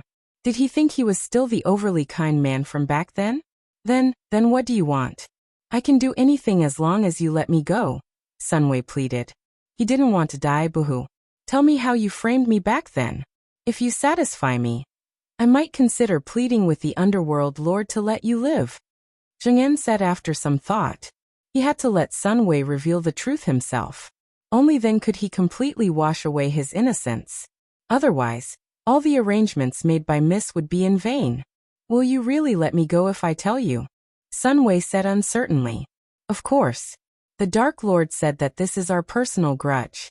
He won't pursue it if I'm willing to let you go. Zheng En said very sincerely. Okay, I'll tell you. Sun Wei hesitated but still said.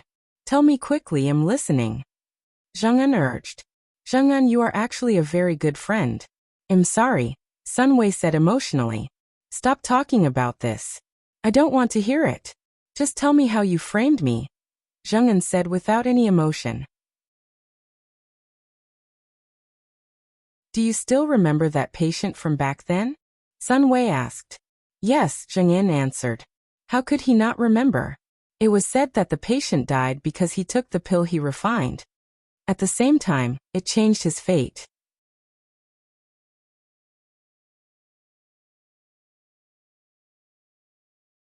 Chapter 548, Reward 1.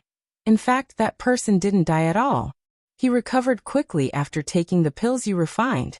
I gave him benefits, so he was willing to cooperate with me to frame you. Sun Wei explained. He didn't die? Then where is he now? Zheng En asked while suppressing his anger. He really didn't expect his momentary kindness to cause him an undeserved calamity. I don't know either. However, he should be living a good life now because I gave him a lot of money back then, Sun Wei said. Living a good life? Sun Wei, why didn't you kill that person to silence him? Didn't you silence many people who worked for you back then? Zheng En said in puzzlement. I wanted to kill him, but that person was very cunning. He slipped away by himself before I could do anything. I've never found his whereabouts. Sun Wei said gloomily. Alas! He wouldn't have chased Zheng En for more than a decade if that person hadn't disappeared. I didn't expect you to fail as well, Zheng En said coldly. Yes, I didn't expect him to slip away so quickly either, Sun Wei said with slight regret. Sun Wei, you did all sorts of bad things and bullied your master and ancestors. Don't you have nightmares at night? Zheng En asked very curiously. I didn't. I was forced. Sun Wei defended himself. Haha, Sun Wei, I've lived for so long, but this is the first time I've seen someone as thick-skinned as you, Zheng En said disdainfully. I had no choice, Sun Wei emphasized. Sun Wei, was there any other reason why you framed me back then besides being jealous of me? Zheng En couldn't understand. If it was just jealousy, he shouldn't have been tortured to death. No. I want to become the disciple of the president of the Alchemist Association. However, your existence is too much pressure on me, so I had no choice but to attack you. In fact, I also treat you as a friend. Sun Wei tried to move him with affection because he thought he knew Zheng En very well. Zheng En had always been a very kind and righteous man in his heart. Otherwise, he would not have successfully framed him back then. Sun Wei, don't insult my intelligence. You've never treated me as a friend. You approached me with a reason from the beginning, Zheng En said very coldly. He really didn't expect Sun Wei to still want to use his kindness now. Alas! Did Sun Wei really think he was still the Zheng En from back then? I'm telling the truth. Sun Wei's attitude was abnormally sincere. Sun Wei, no one will believe you anymore, including your master, Zheng En reminded kindly. Master? Where is my master? I want to see my master. Sun Wei heard the word master, as if he had grabbed onto a life-saving straw. Sun Wei, don't waste your energy. Your master doesn't want to see you. Zheng En looked at the middle-aged man beside him and said honestly, No, master won't treat me like this. Sun Wei didn't believe that his master, who had always loved him, would not recognize him. You don't even acknowledge your master anymore. It's only right for your master to treat you like this, Zheng En reminded. I was forced. I was really forced. Master, believe me, save me. I don't want to die. Sun Wei shouted crazily, but he didn't receive any response. Even Zheng En's voice disappeared. In the forest, Lung Ruoxua looked at the dozens of old men with different expressions around her. These old men were the elders of the Alchemist Association who were once locked up by Sun Wei. Sun Wei's master, Run Li, was naturally among them. Now that you know the truth, do you have anything to say? Lung Ruoxue raised her eyebrows and asked coldly. She wouldn't care about the lives of these old men at all if it weren't for the sake of justice for Zheng En. An elder wanted to say something, but he didn't know how to say it. We what? So, is returning justice to my subordinates making things difficult for you? In that case, there's no need for you to live anymore. Lung Ruoxue said very ruthlessly. You can't kill us. We are respected alchemists. Another elder said in disbelief. Respected alchemists? Haha, this is too funny. In my eyes you are just stray dogs. Since I saved you but you can't be used by me, then there's no point in you living. I don't raise idle people. Transcend as early as possible. Lung Ruoxue said with a light smile. Swear they won't be able to reincarnate even if they die. The freak said gloatingly. That's true. Oh, keep their souls for refining pills. It's said that in ancient times, there was a pill that required souls to refine. Lung Ruoxue said lightly. Lass, you know that too? The little old man said in surprise. Yes, Grandpa do. Do you know that too? Lung Ruoxue asked in return. Haha, lass, I also read about it in an ancient book. I heard that pills with souls added could be nurtured into pill spirits. The little old man said with great interest. Grandpa do, let's refine a pill spirit after we find all the herbs. It will save us a lot of trouble with the pill spirit. Lung Ruoxue suggested. Her beautiful eyes kept circling the dozens of elders, as if she was looking for a suitable soul. Lung Ruoxue's conversation with the little old man made the hair on the bodies of the elders present stand on end. Ooh, this woman was really too ruthless. They didn't want to be refined into pill spirits. Okay. Hee. I'm afraid only you can refine an alchemist spirit. Well, my good disciple also has a chance, the little old man said with envy. The conditions for refining an alchemist spirit were very stringent. Apart from having a soul, the requirements for alchemist flames were also very high. There was no way to refine a soul, unless it was a divine flame. Yes, there are so many souls. If we find enough herbs, we should be able to refine many pill spirits. Grandpa do, I'll give each of you one then, Lung Ruoxue said very generously. Hee lass, I'll wait for you to say that. Leave the soul extraction to me. I know how to do it. The little old man volunteered. These elders really didn't care about face. They actually dared to put on airs at a time like this. The lass would not tolerate them.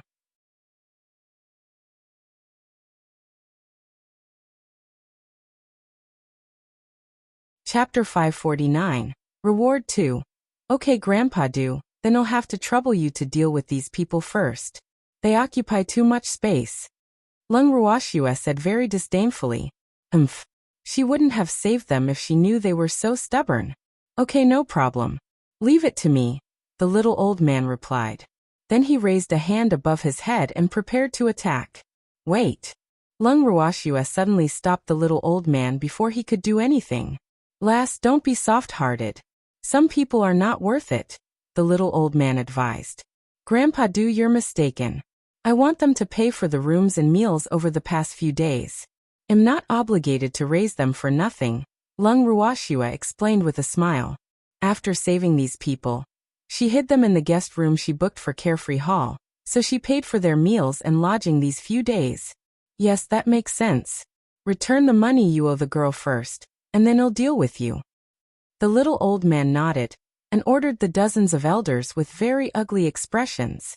Your Excellency Du Min, your status in the Alchemist Association is extraordinary. How can you help outsiders bully us? An elder questioned with slight dissatisfaction. In fact, he didn't think Du Min would really kill them, so he was fearless. Outsiders? To me, you are the outsiders, the little old man said emotionlessly, despising these elders who still couldn't see the situation clearly. Your Excellency Du Min, everything is negotiable. It's really a little difficult for us to seek justice for Zheng En now. Another elder mediated. What do you mean? The little old man narrowed his eyes and asked lightly. Your Excellency Du Min, you should be aware of the situation in the headquarters. We are also being investigated by the headquarters now, so we have no way to clear Zheng En's name, the elder explained with a troubled expression. Yes. The other elders quickly echoed. Do you mean that you want us to help you snatch back the Alchemist Association headquarters? Lung Ruoxua asked with a light smile, her beautiful face full of realization. These old foxes finally revealed their fox tails. If you are willing to help, we will immediately clear Zheng En's name after we obtain control of the headquarters, the elder said hurriedly. He might not have interacted with Lung Ruoxua for long, but he was very impressed with Lung Ruoxia's methods. You're negotiating with me, Lung Ruoxua said indifferently, no joy or anger on her beautiful face. We just hope that Miss Lung can help, the elder said very sincerely. No. We don't care even if you can't clear Zheng En's name. Anyway, the Alchemist Association has been laid to waste. Isn't it not so important to clear her name? Lung Ruoxua said nonchalantly. The person who could threaten her hadn't been born yet. How could she be threatened by a few disheveled old men? The elders were stunned. None of them expected Lung Ruoxua to refuse so directly. This was a little unexpected, and also made them not mentally prepared because this was far from what they had originally imagined. The reason why they didn't immediately agree to return Zheng En's innocence was also because they hoped to hold the initiative in the negotiation. However, Lung Ruoxua actually didn't play according to the rules. Miss Lung, what should we do to make you willing to help us? Another elder couldn't help asking. Sun Wei was in Lung Ruoxia's hands, and they couldn't take back the authority of the headquarters with their strength, so they really needed Lung Ruoxia's help. It's impossible for me to help you, but you can pay me. I can help you if the remuneration is satisfactory. Lung Ruoxua said with a light smile. In fact, she had decided to ruthlessly kill them since she sent people to save these old men, who asked them to actually dare to bully her people. Then how much do you want, Miss Lung? An elder asked while enduring the pain. Not much. I just want 2/3 of your headquarters assets. Lung Ruoxua said very kindly. Cold sweat broke out on the foreheads of the elders, and their hearts fluttered. Wasn't 2/3 more than that? One had to know that it was the wealth accumulated by the Alchemist Association for thousands of years. 2/3 of it was gone in an instant by her exorbitant demand. It was really too despicable. What? You can't bear to? Then forget it. Lung Ruoxua shrugged her shoulders nonchalantly. Miss Lung, can we discuss it? An elder asked. Okay, discuss it nicely. However, my patience is limited, Lung Ruoxua warned, implying that she would not wait for them for long. Okay, the elders replied. Then they walked to another corner and discussed it. Miss, will they agree? Zheng En asked curiously. Just as Miss said, it was no longer important if the Alchemist Association did not clear his name, because Sun Wei had already said it himself, and many people had already heard it. This was enough for him. Yes, Lung Ruoxua said with certainty. Little Snowy, you're ruthless. Lan Ming said with admiration. Ooh. He realized that the price Little Snowy offered him was already considered very cheap. We have to attack when the time comes. Who asked them to care so much about the Alchemist Association? Lung Ruoxua said with a smile. Those who dared to bully her and dared to threaten her had to pay the price. Miss, what should we do with Sun Wei? Zheng En suddenly asked. Do you want to kill him? Lung Ruoxua asked in return. Sun Wei was now in an illusion that she got confounded to set up. That illusion had a huge impact on people's hearts, and would cause them to hallucinate. That was why Sun Wei thought he was really in hell, and fear had already taken root in his heart. No, I don't want to dirty my hands.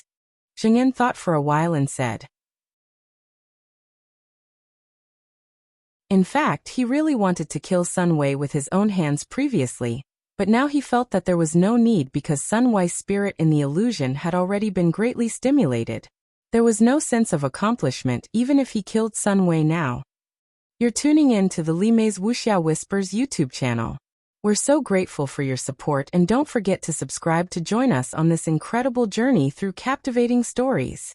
Your generosity through donations truly makes a world of difference, as it's the primary source of revenue that allows me to expand and enhance this channel for you. Thank you from the bottom of my heart for being a part of this adventure.